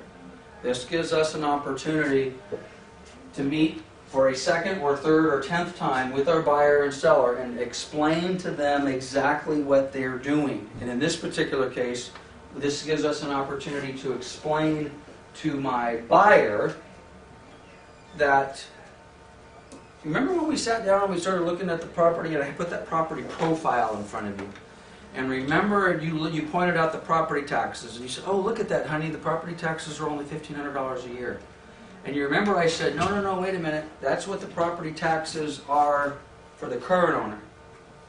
And remember I pointed out to you that your property taxes are going to be reassessed, and they're going to be assessed at whatever our purchase price is, approximately 1.25% of $360,000, whatever it is. Your property taxes are going to be there instead of over here. And then you remember we talked about it again in the purchase contract. And now we're talking about it again. Or let's suppose you never had any of those conversations. You didn't have the first or the second conversation with the buyer. Now you have an opportunity. And by the way, isn't it so much better to be a professional and go through this with your client in advance as opposed to having them ask you? And how embarrassing would it be? Hey, agent, I'm reading the escrow instructions over. What does this change of ownership thing mean? And what does it mean property will be reassessed upon change of ownership? This will affect the taxes paid. I don't understand what that means. And your response is, Lance! Lance! What does this mean? And I'm going to say, have you not watched one video? Have you not sat in one class? Have you not read this? That's another thing, frankly, that drives me mad. I don't want to insult the intelligence of anybody in our office or in our industry, but the reality is, most of these things, if you actually read what it says, you can figure it out. And this isn't the only place that this is mentioned. It's in the contract, it's going to be in the preliminary title report, it's in the escrow instructions, it's in your real estate book, I think it's in the principals book, it's in the practice book. I mean, it amazes me sometimes how some of these things kind of get lost. So at any rate, they're going to be reassessed. Now let's read it. Does this make sense to the layperson? A supplemental tax bill will be issued, which shall be paid as follows. A, for periods after close of escrow, by the buyer, or by finally acquiring party, by the final acquiring party, which is the buyer, if part of an exchange. And B, for periods prior to close of escrow by the seller, talking a little bit about prorations as well. Tax bills issued after close of escrow shall be handled directly between the buyer and seller. So which, by the way, that happens. Tax bills come in after close of escrows, things kind of slip through the crack a little bit. That sort of stuff happens all the time. So, I don't know if that's clear. It doesn't exactly say what I said. I get it. I can understand how a buyer could be confused by that. I didn't read it very well. I could read it 2 or 3 more times. It doesn't really say what I said originally. Property bill will be reassessed upon change of ownership. This talks about supplemental bills, final bills, tax bills that come in after close of escrow. This doesn't talk about reassessed. Is this property going to be reassessed? Yeah. Absolutely. Is it important for your buyer to understand that the property taxes are going to be based upon the purchase price? Yes. And it's important for you to explain that to them. Entire contract. I love this. Time is of the essence. This came straight out of the contract. Time is of the essence. It's restating what's in the contract. It basically is very simple. If it says you're supposed to do something in 10 days, do it. 7 days, do it. 15 days, do it. Close of escrow, do it. They're not target dates. Do what the contract says in a timely fashion. Preliminary change of ownership. We talked just a paragraph or 2 above this about you cannot get away from the government. You cannot get away from the government. A preliminary change of ownership. Buyer will hand you a completed preliminary change of ownership. Where is that going to go? It's going to go to the appropriate agencies. It says, Mr. and Mrs. Buyer now own this house. This is what they paid for it. This is based the taxes on it and yada, yada, yada. All that stuff has to be done. Property taxes, we covered that. Payoff of existing liens and or encumbrances. If there is a payoff, it's going to be handled in escrow. That's how we want it handled. It's one of the reasons we use an escrow company, is we want to make sure that the seller's existing liens, first trustee, second trustee, the silent second for the pool guy, the trustee for the brother-in-law loaned $10,000 who recorded it on a napkin. I want to make sure all that stuff gets paid and be handled through escrow. I want that to be handled through escrow. You sure as heck don't want any of that stuff handled outside of escrow. Parties understand in the event of closing of escrow is a special recording. Ooh, we love special recordings. The borrower's proceeds may not be dispersed until the following working day. Or commission checks for that matter. Special recording basically means All recordings are morning recordings. Anything that's not a morning recording, normally the afternoon recording, is considered special. Special recordings are wonderful things. They help us close escrows to make month end. They help us close an escrow on a Friday afternoon when we thought we might have otherwise had to wait till Monday. But what they're saying here is if we do that special recording, thank us, don't beat us up. Don't expect to find out at 5 o'clock, which is what happens so often. Special recording, how that process works, by the way, is literally, it is a manual process in many cases. The deed of trust is walked into the county recorder's office by the runner at ABC Title Company. They stand in line with a whole bunch of other people, with a whole bunch of other stacks of paper. They walk up there to the window and, please record these. I'm on the phone. Oh, wait a minute, hold on, let me pull this one out. I was told that this one, something happened. Escrow panicked at the end, title company pulled something, somebody freaked out, pulled that one out. I got my stack, I take my paperwork to the county window, I give it to them, they bam, bam, bam, bam, bam, bam, bam, I pay the fee, and I walk back and say, okay, we recorded property 1, 2, 3, 6, and 10. What happened to the other ones? You told me not to record it. Or, oh my God, what happened to number 4? I go out to my, oh crap, number 4 fell underneath the seat of my car, title runner's car. Did that property close escrow that day? No. Mhm. It happens. It happens. Okay? There's so many people involved in the process. Now, at any rate, they get back, it goes to the process, so now the title company calls the escrow company. Whew, we got recording. It's 4 o'clock in the afternoon. Seller calls, I want my money. Agent calls, I want my commission check. Escrow's like, come on, man. It's the last day of the month, it's 5:30. We closed 12 escrows today. It's not physically possible for us to stay. And even if I did do it, the earliest you could pick it up would be, 9, 10 o'clock tonight on a Friday. So they're telling you, cool your jets a little bit if you have these special recordings. Mail delivery, yada, yada, yada. Withholding talks about taxes. This is straight out of the property, or straight out of the contract. I'm not going to spend a lot of time on that. Same thing with that. Matter of fact, this is a little dated, a set of escrow instructions. So, but again, the tax withholding still applies. Even though I'm brushing by the withholding, if we don't fill out the FERPTA, seller is subject to withholding tax. Okay, that's exactly what this is all talking about. What else do we got here? We're getting close to the end. Occupancy. Buyer does intend to occupy the property as buyer's primary residence. Where did that come from? Came from the RPA. Transfer disclosure statement. This particular set of escrow instructions has chosen to put this information in here. We're providing these documents, buyer and seller initial. A lot of boilerplate stuff. Disclosures. Further contract. Seller has agreed to provide these disclosures to the buyer. Pretty straightforward. Fixtures. Per the contract. The property has fixtures as stated in the contract. The stove, the pool equipment, whatever it happens to be. Buyer's investigation of the property. Straight from the contract. Buyer has the ability to inspect the property. Okay? Pretty straightforward. Final walkthrough verification. That's our walkthrough form. Per the contract. In this particular case, the buyer had 5 days prior to close. Per the contract. Liquidated damages. Was it initialed in the contract? If it's initialed in the contract, escrow instructions want you to initial it here. Arbitration mediation. Was it initialed in the contract? If it was, you want it initialed here. Attorney's fees. Does that look like something you'd find in the contract? Sure is. Time is of the essence. Again, from the contract. Agency. We're going to confirm who are the agency relationships within this particular company. Listed agents, Coldwell Banker Pioneer, representing the seller exclusively. Selling agents, West Point Realtors, representing the buyer exclusively. Where did that come from? Contract. These escrow instructions are not intended to supersede the real estate purchase contract.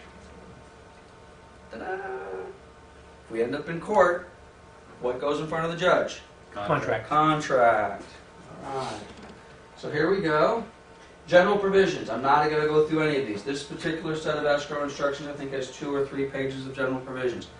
Every set of escrow, this is literally the fine print. This is all of the law that governs what escrow can and cannot do. I am not telling you not to read this. What I am telling you is this is boilerplate general provisions. You're going to find this in every set of escrow instructions. You do need to become familiar with it because on occasion you're going to have buyers that are going to ask you questions about item number 10. Okay? Having said that, none of this is found in the contract per se. It might reference back to the contract, but anything under the general provisions sections or the general instructions sections are just kind of it's almost like the disclosure page for the escrow company. Okay, escrow company not allowed to give legal advice. They're just like us.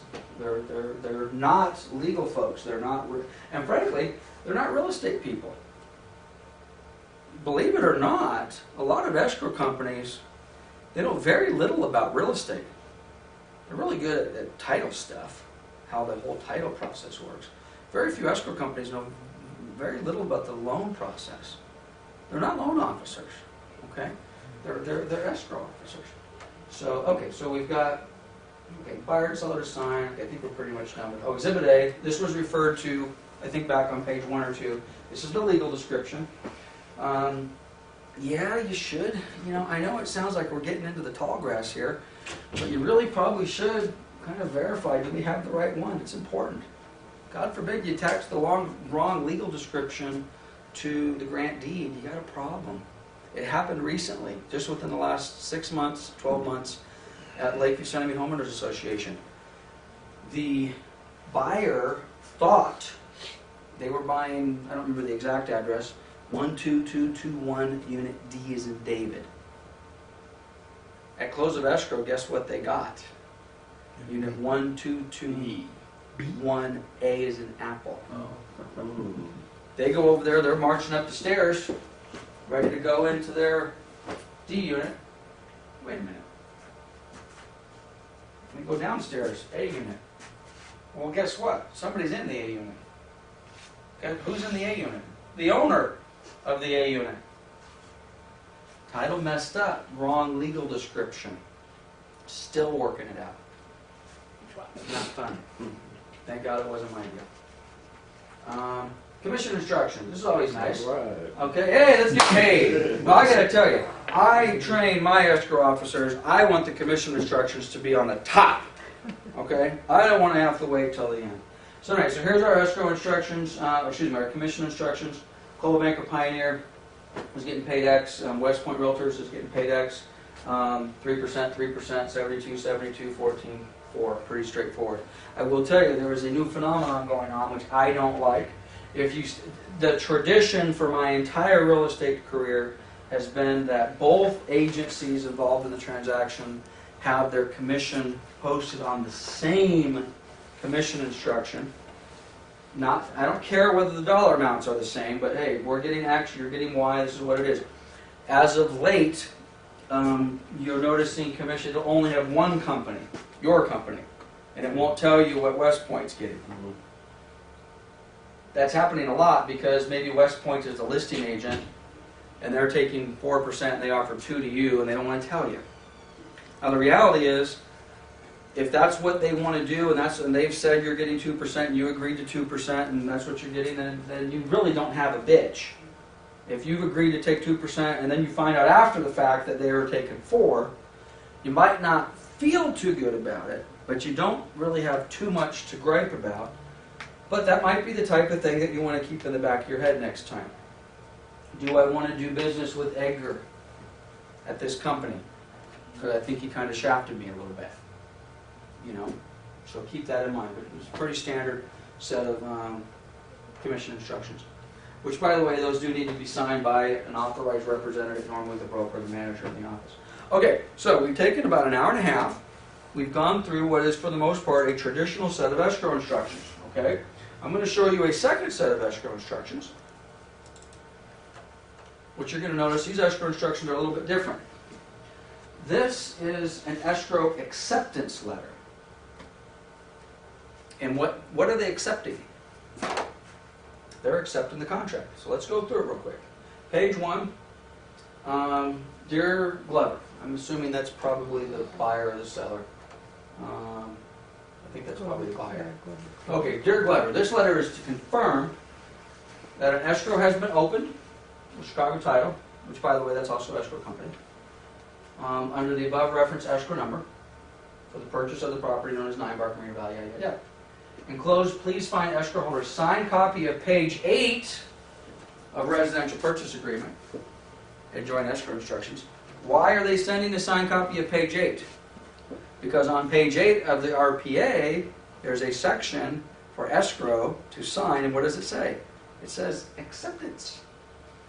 Escrow is accepting the 8-page RPA as the escrow instructions.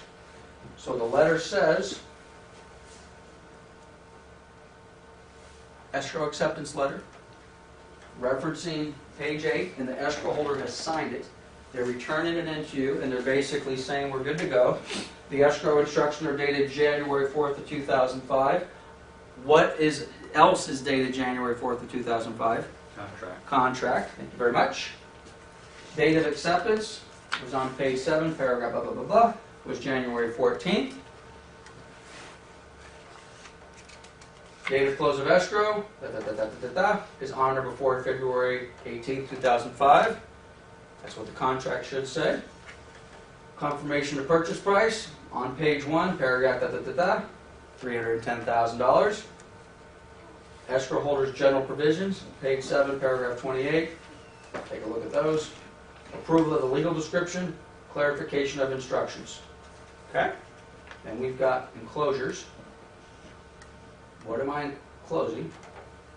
Please complete and sign return, which, by the way, the other escrow instructions that we just finished had a copy of a statement of information on there. I don't know why I cut it off, but statement of information, who I am, where have I lived for the last 10 years, where have I worked for the last 10 years, am I married, have I been divorced, who, what, where, when, and why. Buyer's vested information, preliminary change of ownership, property disclosure report. In this particular case, they'll do it at 1031. Please sign the tax withholding notice. Please retain for your files receipt for deposit. That's the money for the escrow. This is the buyer.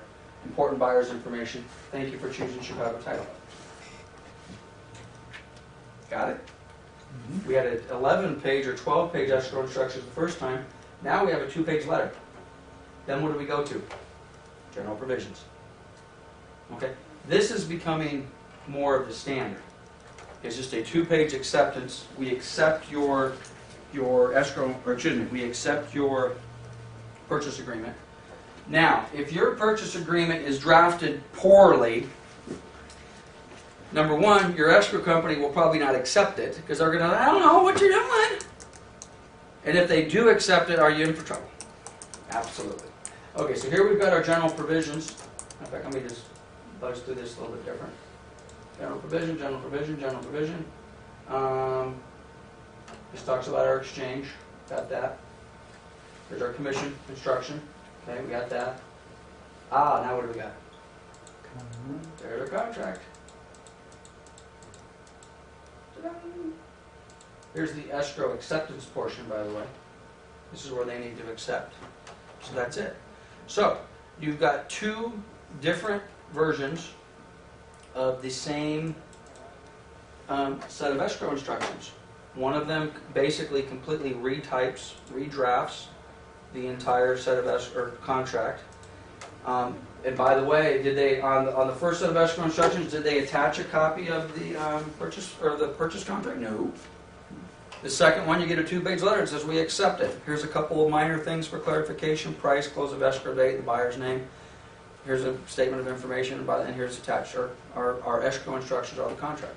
Okay. Honestly, I prefer the second set that I showed you, if the contract is drafted properly. As long as the contract is drafted properly, you're in good shape. Okay? We do a hybrid, by the way. Our escrow instructions with Town and Country are probably in between the first set and the second set. We do accept the RPA as the escrow instructions, but if you're using Summer gets a little bit more granular. It hits the big bullet points. Boom, boom, boom, boom, boom. So instead of getting a 2-page acceptance letter, you're probably going to get a 3 or 4-page acceptance letter. Okay, I'm just throwing this up just for giggles. It's 2:30. We'll be done here in about 10-15 minutes, unless you guys have a question. This is just a closing statement. It's not part of the escrow instructions, by the way. This is what we're looking for. This is payday. The only good escrow is a closed escrow. So, one reason I bring this up in the escrow class is these are uniform. This is our, what you, if you hear the reference a lot, HUD 1, this is a HUD 1. Where does it get that name? HUD 1. That's what it's called. It's a government form. Anybody ever bought a car before? What happens when you go buy a car? What do you get? You get that one-page contract that's 4 feet long. Why do they use a one-page contract that's 4 pages long? Because that's what the law says. The law says you have to have it all on one sheet. Everybody uses the exact same one. If you go buy a car from the Ford dealer, you get that form. If you go buy it from CarMax, you get the exact same form. Okay? Same thing when it comes to a real estate closing statement. HUD 1. Okay? So what do you have here?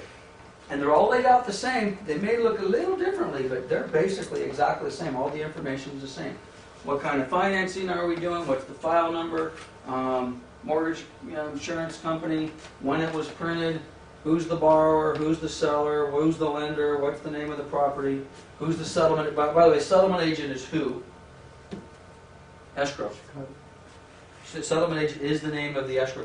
Now, to be confused on this one, it says Chicago Title, but Chicago Title is also the escrow company, which is very common. Every title company, by the way, has their own escrow company. Okay?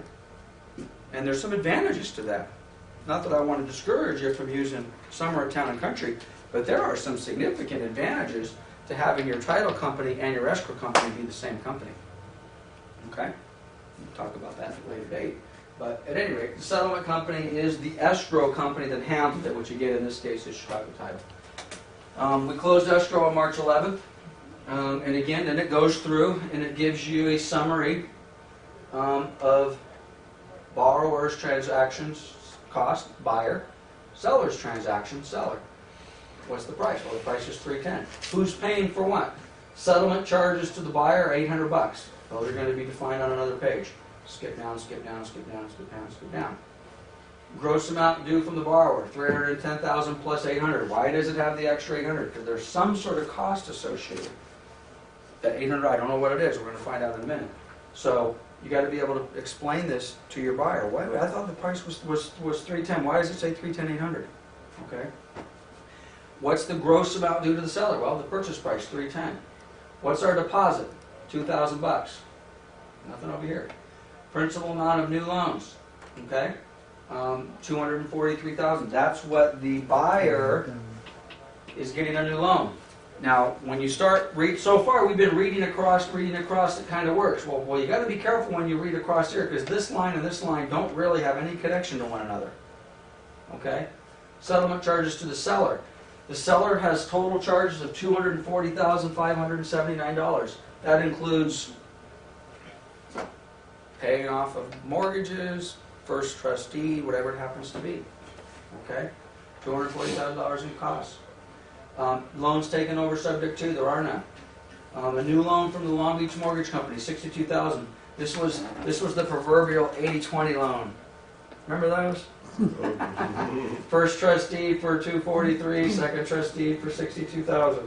It looks like the seller had additional loan over here on this particular one, had to pay off another $69,000 to Washington Mutual Bank. Okay? So let's come on down here a little bit. What else have we got? Taxes. $302 with the taxes. And we have some adjustments of $302 for taxes. Okay? One's a credit, one's a debit. Okay? So total funds paid by the borrower, total proceeds from the seller. This is what we got. Total cash from the borrower. In this particular case, the borrower got a refund, $1,500. Because they put in more money than they needed. If you're representing the buyer at a close of escrow, 100% of the time, 100% of the time, you will get the closing statement from the buyer and a refund check.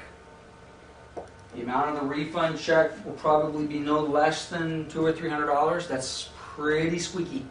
In other words, the escrow officer only had a $200 or $300 buffer to get that deal closed.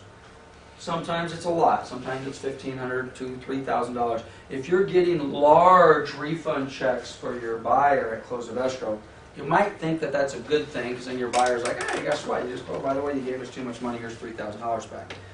I would suggest your escrow officer did something wrong. Okay? Especially, you got to remember, what happens if you got a buyer that's really skinny on the funds? You don't want your escrow officer asking your buyer generally to bring in $3,000 or $4,000 more than what they need. A $500, $600 buffer is normally acceptable. In this particular case, is the seller getting anything? Nope. They got squadoosh. This was probably a short sale, best I could tell. And this second trust deed up here, they got $69,000, but maybe their loan was for more. I don't know. You have to go through and dig deeper. Okay, here's our page 2. Now this breaks down. This breaks down. Page 2 breaks down page 1. Have you guys ever looked at one of these? Good, because good. You need to look at these. Okay. Page 2 is a breakdown of page 1. Now again, settlement charges. You got buyer, seller side. And by the way, depending upon who you're representing, you don't always get to see the other side. The reason we get to see both sides, we must have represented both parties on this. But it's not uncommon if you represent the seller, you only get to see the seller side, you don't get to see the buyer side, and vice versa. I think they used to let us see both, because Remax is the other side on that. Okay, well, yeah, but you know, I'm special because of Patty, as my escrow officer, she gives me That's everything. true, she used I to get do it all. specials for you. Okay, so anyway, we got a $310,000 purchase price, a 6% commission. Listing broker was us, $9,300, 3% for the Remax champions, $9,300. So here's our commissions, that's $18,600. Who pays for the commission? Seller. Seller's funds. What do we got going here? Loan origination fee, Dana Capital, $2,400. Who got to pay for that? Loan origination fee is a loan fee for the buyer. Buyer was responsible for that. We got $500 on here. Processing fee to Dana Capital, that's a loan fee. I'd like to refer to that as a garbage fee. It's $500. Who paid for that? Buyer. Buyer.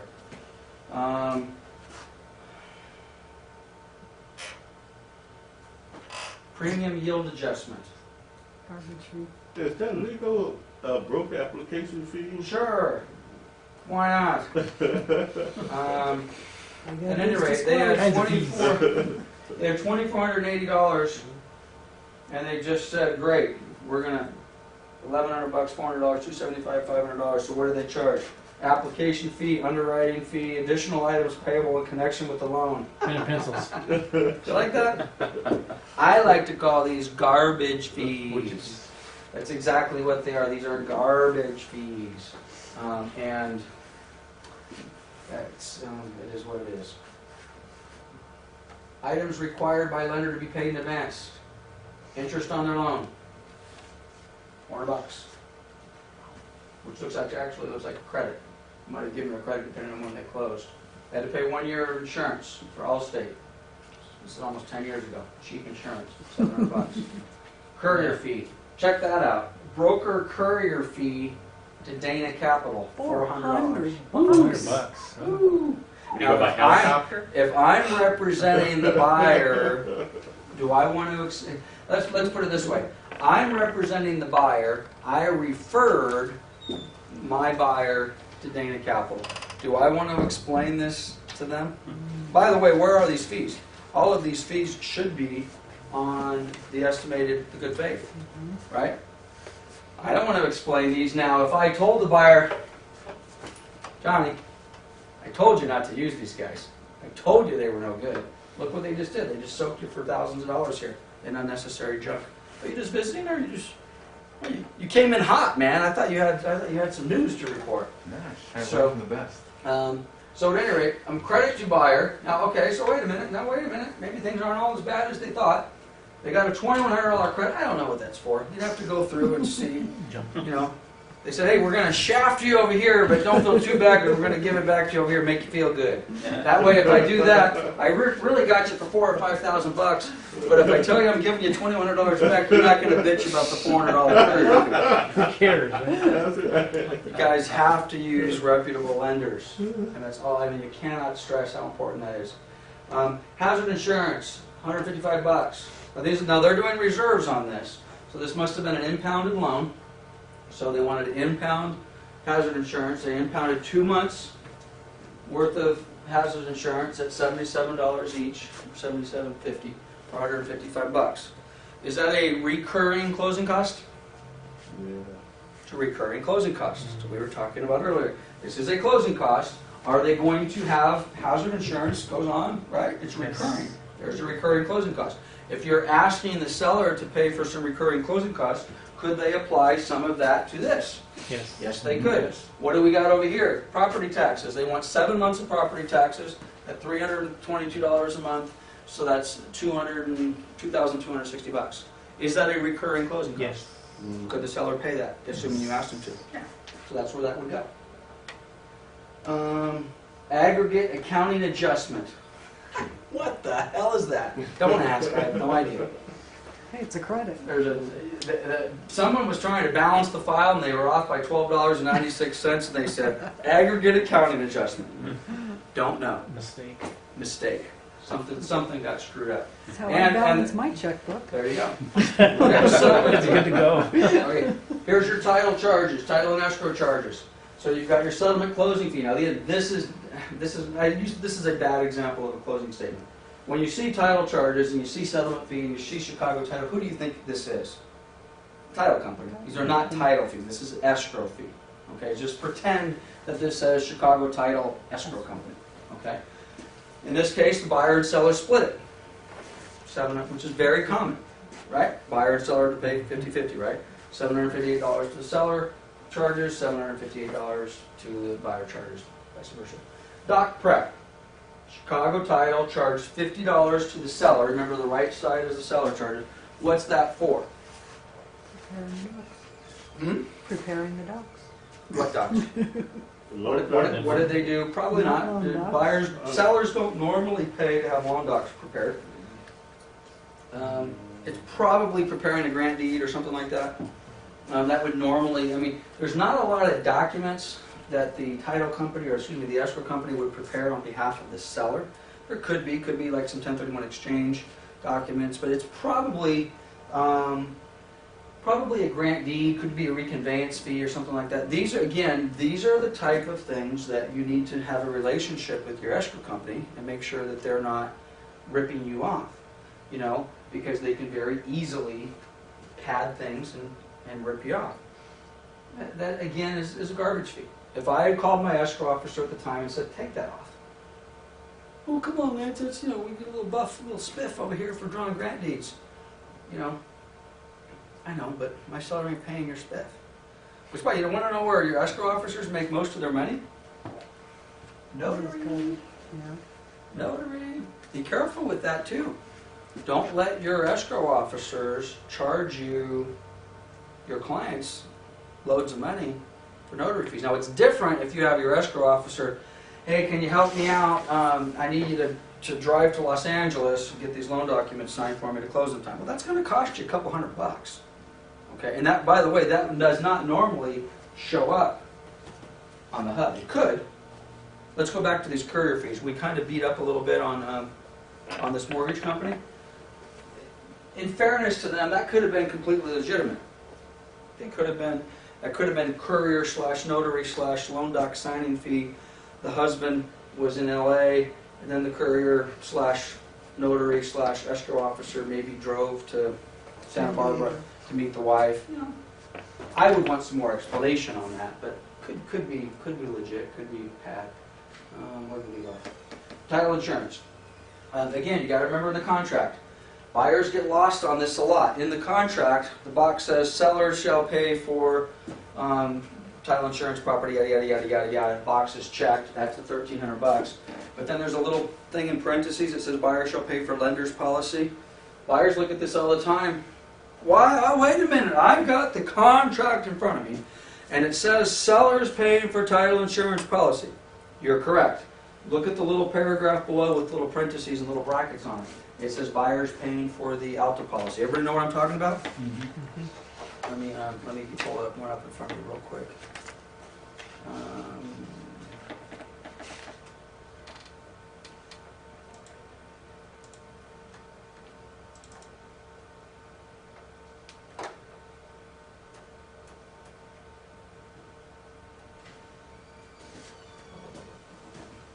seller shall pay for owner's title insurance policy, right? Bracketed. I don't have any, I've asked this question for 20 years. Why is this bracketed? Why? I just don't get it. Buyer shall pay for any title insurance policy issuing the lender. Why don't we just put a box right here and check it? Say buyers to pay for that. That's just how it is. Which, by the way, is that negotiable? Yeah. No. Yes. It's completely negotiable. Could you Yeah, ask it's the negotiable. seller to pay for the buyer's title? Could you ask the seller to pay for this $415? Yeah, Of course you could. By the way, is that a recurring or a non-recurring closing cost? no. It's a non-recurring closing cost. I want seller to pay $415 for buyer's non-recurring closing costs, specifically the title insurance. I have so much heartburn. It's just sticks in my craw why that contract is read that way for my entire real estate career. I don't get it. And the reason it sticks in my craw is because I've had more than one buyer question this. And it kind of makes sense. I'm like, don't you remember I told you right here? Oh yeah, okay, I remember. There should be 2 boxes in there, right? Buyer or Ah, seller. it should be. It's not. I cannot. I'm just. My head's gonna explode. I've thought that for so many years. I just can't believe it. Okay, lender's coverage. This, by the way, this breaks down this. Okay. Why does that not match? 1323, 1323, 371, 415. That was at $12, wasn't it? No. That's a mistake. Yeah. Something's wrong there. $12. I don't know. Oh, we got an overnight fee to Chicago title of $1232. Does that jive with that other fee that was out of bounds? That one that was, $1296. Boy, Patty must have been asleep at the switch. And Well- the listing agent on this. I was gonna say, in Probably all didn't- fairness to Patty, probably I'm didn't seeing re- a reviewed stamp. yeah. Okay. Oh. Anyway, these are mistakes, guys. These are mistakes. That should match with that. No wonder this file's out of bounds. Loan tie-in fee, garbage fee, $175 payable to escrow. Now this is the thing. You send your buyers into the escrow company. What is a loan tie-in fee? Garbage. It's set down, we signed the loan docs, we tied in the loan, baby.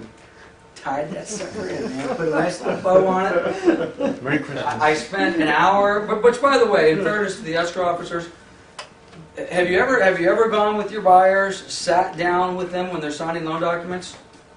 I got to tell you, sometimes that's a chore.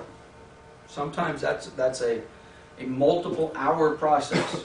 Okay, sometimes it's a 5-minute process, which kind of begs the question: does anybody bother to read their loan documents? No, of course they don't. But a loan tie-in fee, this is a garbage fee, which in escrow companies, they charge all the time. In this case, they charge $175 to tie in their loan. Now again, let's suppose you're representing the buyer and you get a question.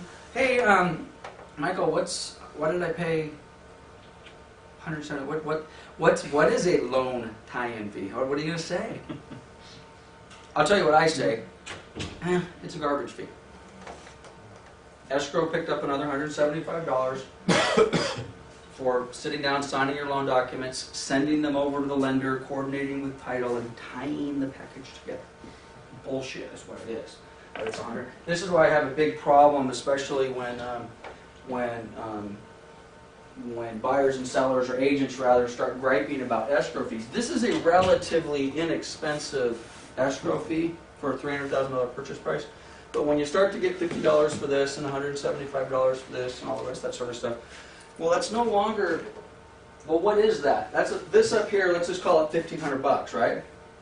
Well, if I add this and this, that's $225. That is 15% increase, right? $225 is about 15% above $1,500.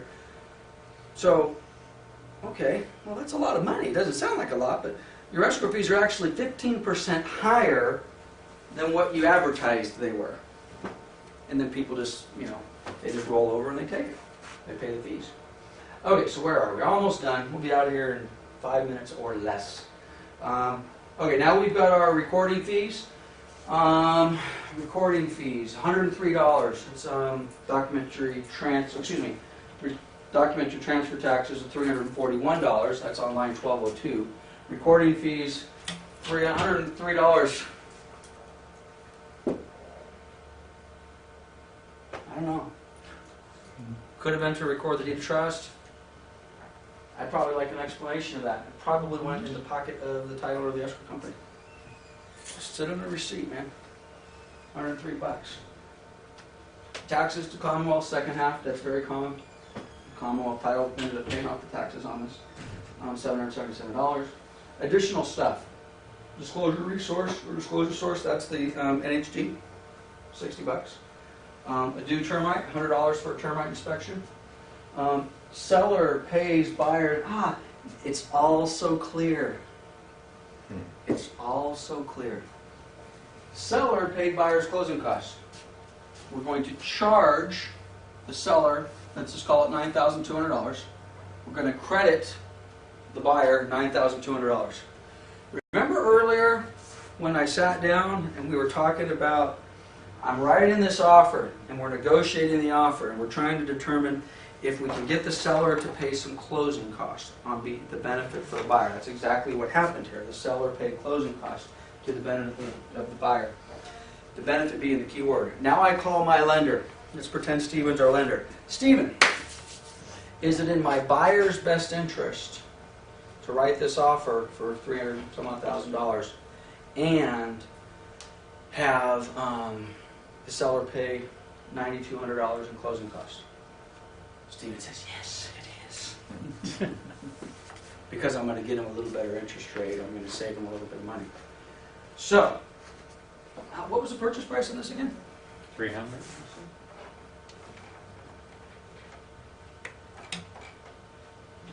$310. Okay. I'm not much of a math wizard, but it's pretty damn close to 3%. Right?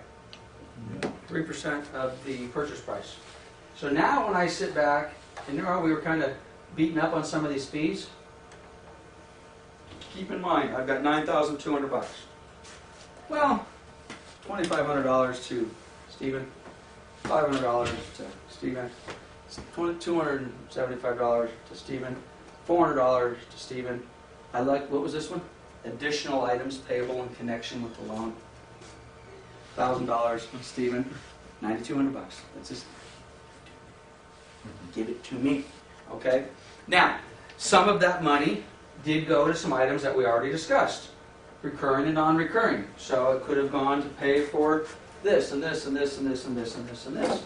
So there certainly was some benefit to the buyer. And let's, in fairness, we're beating up the lender, but in fairness, let's just, let's suppose that all of those fees were legitimate. They bought down their interest rate, they got a good loan, and all the rest of that sort of stuff. So you have all these closing costs. What do we have in here? Oh, there was a per diem. We charged charged the buyer, credit the seller. This property closed 21 days late. By the way, don't go into escrow with me and close late. I'm a jerk. $100 a day. We charged the buyer $2,100, which was credited to the buyer, from the seller, charged to the buyer, credited to the seller. We got $9,100 anyway. Didn't seem like that big of a deal. Didn't seem like that much of a penalty, did it? So what did the buyer actually have to come up with at close of escrow? $800. When you washed it all out, the buyer came up with an extra $800, which is why, come back here, What was that? 310,800. 310,800. There you go. So when you look at total charges to buyer, almost there. All of that stuff that we just went through on page 2, the loan fees, the title, the escrow, blah, blah, the Dana, da, da, da, Buyer had to pay $800. Seller basically absorbed all the rest of it. All of those charges that the seller had, the 240, was on the other side of that spreadsheet. So let's take a look at what's on the other side. Down. Commissions, 18.6. All that good stuff. Oops. Check. Bring this up here. Seller's proceeds to Keys Capital, 211. First trustee. Okay. Those are all of their closing costs. So they had $240,000. I'm still not sure where that $60,000 tied in. Maybe we'll find that out now. Okay, so what else have we got here? We've got buyers and sellers. Here we go. Get some additional charges. Oh, this is just a supplemental page. This has to do with all the special assessment taxes and all that. Here we go. And we had, they're calling this a first mortgage. This is not possible to be a first mortgage because we already had another mortgage on there, right? So they had interest and yada yada yada. $69,000. This was a short sale. Seller walked away with nothing. So if you go back to, I'm on page 4, right? Page down, yeah. So if you go back here, 05, and it was a short sale? no, man, taking money out of the property left, right, and sideways. You kidding me? So if you come back here, this kind of tells you that. By the way, nobody looks at any of this stuff. Seller bought for $310,000. We're getting a refund check for this. The seller sold. They're getting nothing. Cash to or from seller, 0. Nada. Zippo. Had to be short. Got it? Can you explain it to your client? If you can, mission accomplished. All right, guys. Any questions? Yes. Copy of this goes in the sky slope? When Yes. we get it? This is the HUD Yeah. one. I think this guy's slope, we call it the settlement statement, closing statement. Now, I think it's HUD 1. in regards to a new home? Yep. We have to request that from the builder, being the The seller? HUD, this Yes. comes from escrow. And on Sky Who's Slope. doing your escrow? Well, it's being handled through the new home builder. Still It's has a to be whole an grant- escrow. Okay. They're I gotta just find gonna- out. Even though the new home, when you're selling new homes, they tend to, they're like dictators, they just kind of run the whole show. Right. There still has to be a third-party neutral escrow company involved. It may be owned by the builder, it may be builder's escrow company. But, yeah, by the way, getting a estimated HUD 1, not only is it best practice, it's common practice, you always get an estimated, and it'll tell your buyer and seller what escrow estimates them to need. So if you're gonna close escrow, 2 days from now, or 2 months from now, you can call escrow and say, hey, I'd like to get an estimated HUD 1, or estimated closing statement, estimated settlement statement, it's all the same thing. Okay. They will estimate what the cost and charges will be based upon whatever closing date there is, and they'll zip it over to you, and instead of saying final, it'll say estimate. Put that in the sky slope, then later on I can get the final. Well, you don't want to put the estimate in Sky Slope. Oh, okay. Well, let me rephrase that. You can, let's You go could on. just simply leave it in your document section attached to that file in Sky Slope. Exactly. Whose computer is this? Okay. Good Lord. But your final is Like that. what you get from escrow after closing, Okay. and you'll upload it to this. Okay. You got all that? Lance, now I shouldn't assume that they're just gonna send it to me, right? I mean, I Well, should you're going to get, stay on top of well, that. first of all, no. You should never assume that you're going to get anything like Yeah. that. Having said that, when you, at close of escrow, I mean, it's the law. I mean, they have to give you a settlement statement. They have to give you that HUD 1. But just call up, say, I need an estimated HUD 1. They may say, why? What do you need it for? I want to sit down with my client. Make Okay. sure we got closing funds. I'm doing my job. Don't ask why. You work for me. Give me my closing, or give me my estimated closing statement. But they won't do that. They get that request all the time. That's a very common request. There's nothing unusual about asking for an estimated. It doesn't matter who you're representing, buyer or seller. And quite honestly, it's if you're representing the buyer, depending upon where you are in the transaction, the escrow may struggle with that. Because they may say, yes, I don't have all the charges from the buyer's lender. I don't know what the loan fees are. Okay, well then you say, would you please call them up and get them? And they may say, well, I called them up and the lender's not quite sure. call your lender up and say, how come you're not quite sure what my loan fees are for my buyer? Give me the loan fees, I've got an estimate, I've got a good faith estimate. You need to get this information over to escrow. I want an estimated HUD-1. I want to know. It's best practice because you're going to sit down and what transaction are you doing? What's the address? I'd have to get it. I don't remember what it is. Is it in? It's in Lake Elsinore. There it is, Sorrel Lane, 35177. Yeah. So yeah, you definitely want to get it. You want to review it. You want to make sure you don't have any surprises. And then when you go, you're not going to put it on the checklist because you don't want it to go. What you want to go here is the HUD-1 final closing statement. So when you load it into the document center, don't put it here because that's where the final one goes. Okay. I don't know if you have anything else loaded in here. It looks like you got a couple of things. Just go ahead and load it. It'll show up in documents. Name it as estimated HUD-1 July 10th or whatever the date it is. And just keep it right here. And just estimated HUD, Okay. July 10th. Leave it in there. That is, again, I don't want to turn this into a skyscope class, but Right, I'm right. kind of doing this for Johnny's benefit more than anything else. This is the equivalent to just your file. Just stick it in the file. It's not on the checklist because it's not the final one. And frankly, if you get another one, revised estimated HUD-1, August 1st, something changed. Final estimated, that's your closing statement.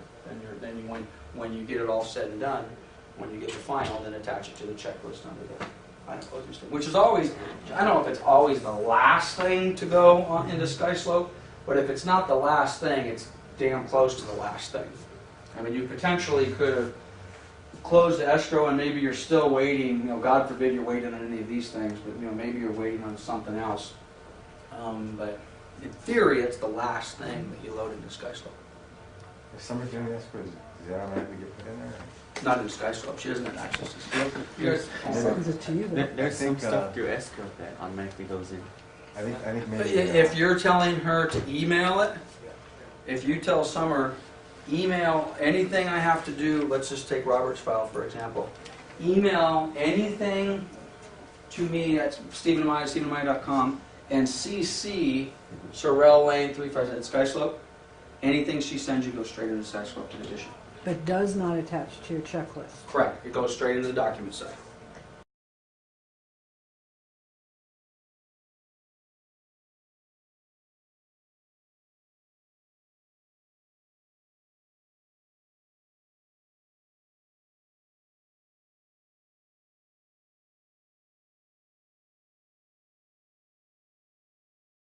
What's so nice?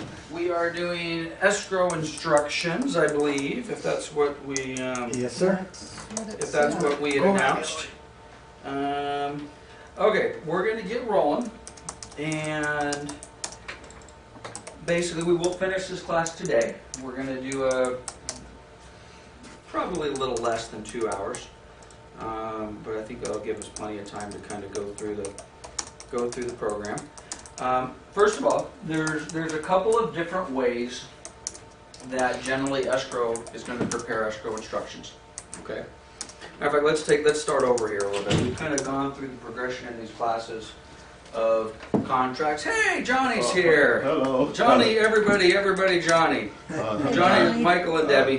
Let me have a few other folks. But welcome Margaret's to coming. thank you. our class. Thank you. Okay, so the progression of the training that we've been doing is kind of leads us in this order. We've done listing agreements, we've done contracts, we've done listing presentations, we've gone through this. Last week we did offer negotiations, so let's pretend we negotiated an offer successfully and now we're getting to the next step in the process, which would be opening an escrow. This is a set of old escrow instructions. Escrow instructions you'll find as you get more experience in this business tend to look very, very similar. In fact, I just wanted to skim through these to make sure this was the copy that I thought I had, and it is. So basically you're going to find two different types of escrow instructions. They basically achieve the exact same thing, but you'll find some escrow companies that use basically the residential purchase agreement, which, because by the way, the name of our contract today is residential purchase agreement and joint escrow instructions. Okay? It hasn't always been that way. It never used to be residential purchase agreement and joint escrow instructions. It was just, actually what it used to say is residential purchase agreement and receipt for deposit, which was basically literally a receipt for the earnest money deposit that you were getting. But at any rate, the whole concept of changing the title of the contract was to memorialize in the contract what the escrow instructions are.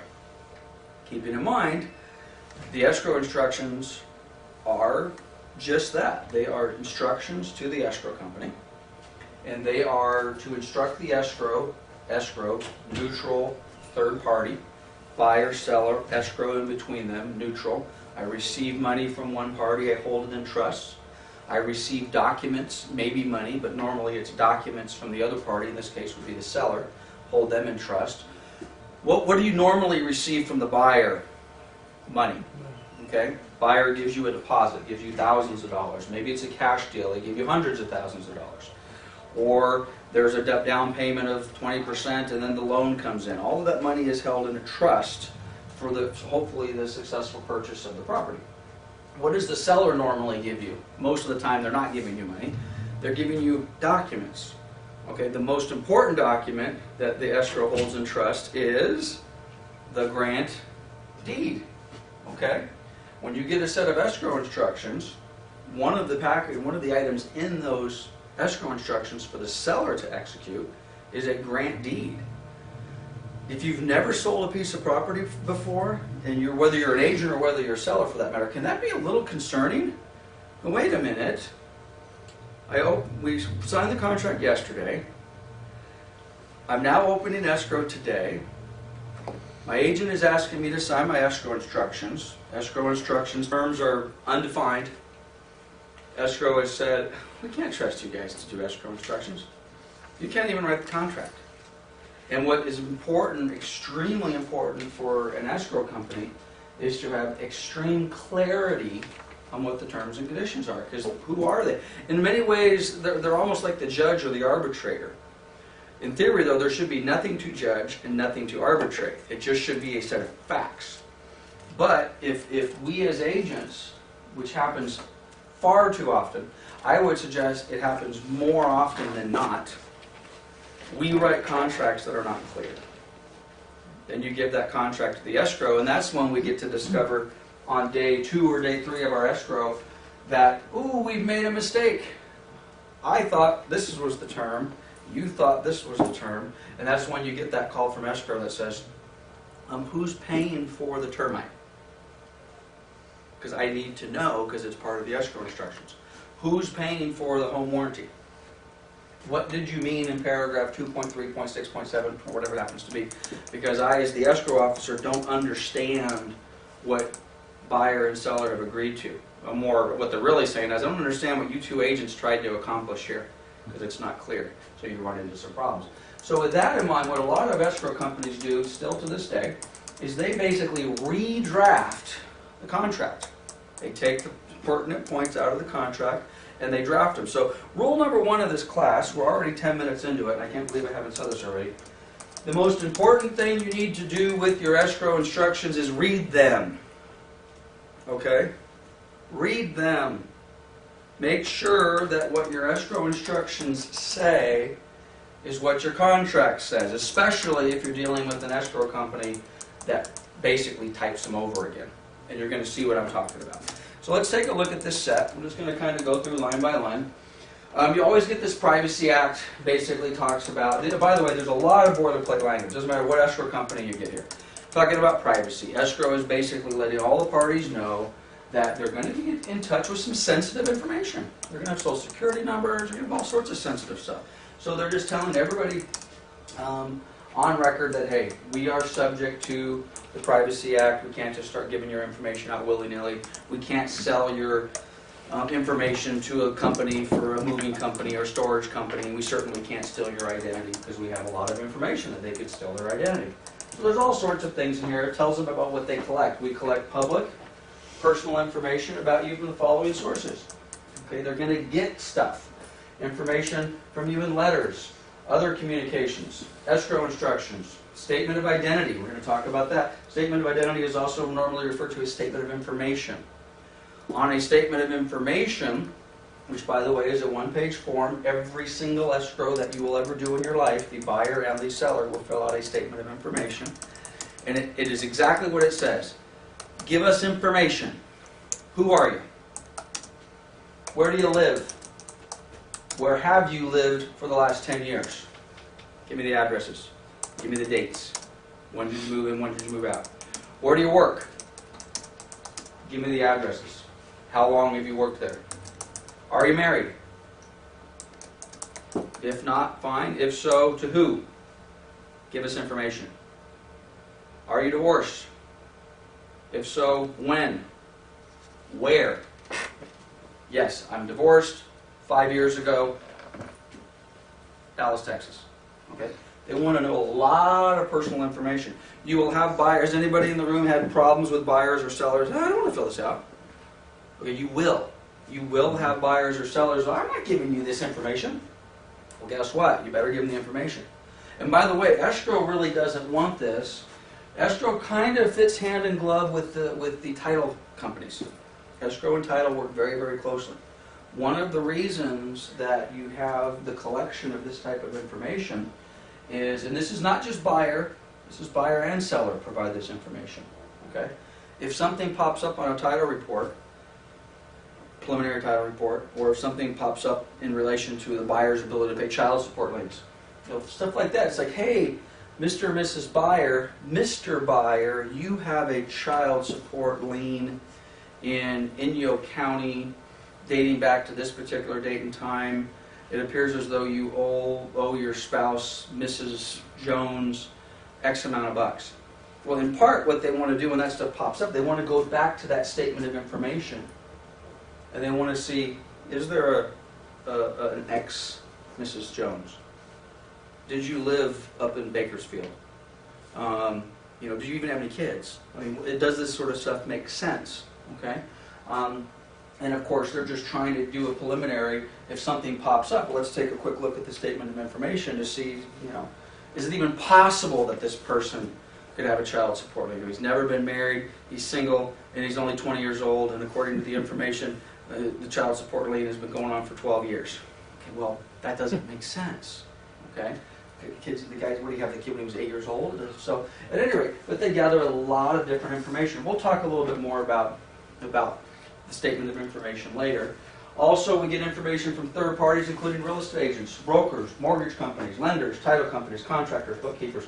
A lot of information. Homeowners Association. Homeowners Association may send information in on the seller. Insurance agent. Has there been any liens, any claims made against the property in the last few years? What were they for? Why? So all sorts of stuff comes in.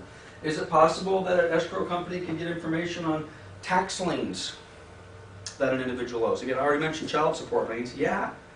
I've had sellers that are flabbergasted. We're trying to sell a house, and then they get a phone call from me that says, hey, guess what? Our escrow is going to be delayed because you have a child support lien. What's that got to do with me selling my house?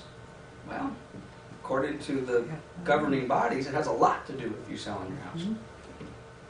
And it's not just a matter of, are you going to get proceeds and they want to attach them. It's a matter of, you can't close escrow until that lien is dealt with. And guess who has to bless the closing of that escrow? The district attorney in the county, wherever the child support lien is in place. Okay? Doesn't matter. Let's suppose the child support lien is for $5,000 and the seller's selling the house and getting no money. It's a short sale. There's no money coming out to the seller. Or let's pretend that the seller's getting $300,000. Okay? Doesn't matter. You take your pick. Child support liens for $5,000. You cannot close that escrow until the DA in that county says you can close it. And are we going to release the lien and let the escrow close, or are they going to demand money? Wait a minute, there is no money. It's a short sale. Okay, fine. They probably aren't going to demand money, but they still have to release the property to close escrow. There's $300,000 in there. So the seller says, it's okay, just pay the $5,000 off. I don't care. Well, guess what? That's fine, but it's just like any other demand. Now you got to go to the agency and say, is it really $5,000 or is it now $5,272.52? So all of these things are in place. So tax liens, IRS liens, all of this. So anyway, information comes from a lot of places. Categories of parties to whom escrow holder will disclose. We may disclose non-public personal information about you to the following types of parties. Okay? Your lender, title insurance company, mortgage company, lenders, insurance agents, and companies associated with your escrow transaction. Well, I don't want that information out. It's going to be kind of tough. Title company needs to know. If you're not going to share their information with the title company, we can't close. Your lender needs to know. Non-financial companies such as homeowners association, attorneys, bookkeepers, accountants, federal, state, tax auditor. So again, some of this information does go to the appropriate people who would need to know in order to get your escrow closed. We're on C. Service providers, contractors, pest control operators, other rendering services. Now again, they're not going to necessarily give, they're not going to give the seller's social security number to the termite guy. But they very well may give a forwarding address, or they very well may give some other type of information that's pertinent to whatever the termite guy is. So at any rate, we've got a whole bunch of information here, and everybody, of course, is concerned about identity theft. Okay? I will tell you my personal experience, and I don't know of any identity theft cases that have revolved around an escrow company losing or selling or fraudulently giving out information to the wrong parties. I'm sure it's probably happened, but I don't know it. So anyway, you're always going to get that, which, by the way, one of the reasons we're going to go through this line by line, paragraph by paragraph, is you should, best practice is for you to sit down with your buyer or with your seller and go through this. Okay? And by the way, this process is much easier if you've sat down with your buyer and or your seller and thoroughly explained the purchase contract. If you haven't fully explained the purchase contract, well, shame on you, number one. But this process gets a lot more complicated. Or you do what so many agents do, is say, here's the contract, sign it, send it back in. Here's the escrow instructions, sign it, send it back in. You haven't reviewed any of it with anybody, and you just pray everything works. Not only is that not best practice, that's not upholding your fiduciary duty to your buyer or seller. Okay, so page 1 talks about personal information, what we can and cannot do about it, or do with it. Page 2, this is fairly common. By the way, you'll notice a lot of escrow instructions are formatted in a very similar fashion. Okay? Now, this is a set of escrow instructions that has taken the contract, okay, and they basically retyped the terms and conditions that have been negotiated between buyer and seller and their respective agents, and they're retyping them. Okay? So this is what they've done. They've gone to the contract, and they've said, we've got a $2,000 deposit. Well, it's pretty straightforward. Does the deposit say it's $2,000? Initial deposit $2,000. Prior to close of escrow, buyer will deposit an additional amount of $18,000. Well, that's what the contract says. So what is the deposit and basically the down payment for this particular transaction is how much? 20 grand. If you sat through our offer class several months ago, we used our bad offer. Remember, it had, I think, a $2,000 earnest money and a $50,000 increased deposit. Let's just suppose for a minute that that wasn't caught by the buyer or the seller or their agents. What would we have over here? We would have, $2,000 is to be deposited today. An additional $50,000 is to be deposited at some point, which wasn't clarified, which would have done what? That would have prompted a call to the agents from who? The escrow officer saying, your contract, is this a $52,000 deposit? And it says $2,000 you've given me, and it says $50,000 is coming, but it doesn't say when. So your escrow officer would say, when am I getting the extra $50,000 earnest money deposit? And then you would say, did I miss something? Okay, but again, let's just deal with the facts that we've got here. So we've got our $2,000 deposit, we've got our $18,000 initial. Oversimplify them. Escrow instructions are basically just a mirror image of the terms and conditions in the contract. Okay? When are we going to close escrow? What's the purchase price? Are there any inspection periods? Is someone buying a home warranty? Whatever it happens to be. It's just a mirror image of what's going on within the contract. But in addition to that package, what does the seller get to sign? And maybe we're 30, 60, 90 days away from close of escrow. The seller is asked to sign a grant deed. What does the grant deed say? And they do, by the way, they do it in front of a notary, which may be you, maybe one of the agents. It says, I, Mr. and Mrs. Seller, hereby grant my property to Mr. and Mrs. Buyer, signed, notarized, done. Can that be a little scary? Wait a minute, we haven't closed escrow yet. You just asked me today to sign my property over to these people. Are there thousands or tens of thousands or hundreds of thousands of grant deeds that have been signed by sellers, signing their property over to buyers, and those escrows fell out? Absolutely. Let's get back to escrow's role. Escrow takes that document from the seller and does what? Holds it in trust. Holds it in trust until such time as the terms and conditions of the escrow instructions have been met. All of them have been met. The loan is now ready to fund, it's ready to close. Now I've got all the buyer's money over here. I have the seller's documents, and in this particular case, a grant deed. Okay? And what do? We kind of exchange things, right? You know, hey, in exchange for this money, which some of or all of is going to go over to the seller, I'm going to give you a piece of paper. And the piece of paper says, you know, in the home in the form of a grant deed. Which is also interesting, because does the buyer immediately get that piece of paper? No. There's a lot of trust going on with this thing. Buyer doesn't actually get that piece of paper right away. When do they get that piece of paper that says they own the house? So 3, 4, 5 weeks later. And it doesn't come from the agents, and it doesn't come from escrow, it comes from county recorder's office. After that deed is recorded, the county recorder sits back and says, who do I send this deed, recorded deed to? Ah, Mr. and Mrs. Portugal, they just bought the house. Let's mail it over to this address. So you bought the house 4 or 5 weeks ago, now you open up your mail one day, got this piece of paper. It says they own the house. Pretty important piece of paper. So at any rate, part of escrow's job, again, independent, third party, neutral, hold money and documents in trust for the buyer, hold in some cases money and documents in trust for the seller, but let's just to boil it down and more simply, let's get the buyer's money, let's get the seller's grant deed, let's satisfy the terms and conditions of the escrow instructions. When all of those terms and conditions have been satisfied, now we close escrow, money gets shifted to where the appropriate people, and title gets delivered. Okay. So, at any rate, a couple different ways to do escrow instructions. These are an old set of escrow instructions, but it doesn't matter. They're all basically the same. Some escrow companies use the RPA, Residential Purchase Agreement, and we're going to look at an example. This is not that example, but some of them use the actual RPA. They just put a cover letter on top of it. And the cover letter says, we are the escrow holder, and please refer to the Residential Purchase Agreement for terms and conditions of the escrow, and we will act accordingly based upon the terms and conditions of the escrow, or excuse me, of the contract. Okay? Other escrow companies, like this first set of escrow instructions that we're going to look at, to be honest with you, they don't trust us as professional real estate practitioners to fill out a contract that's worth a darn.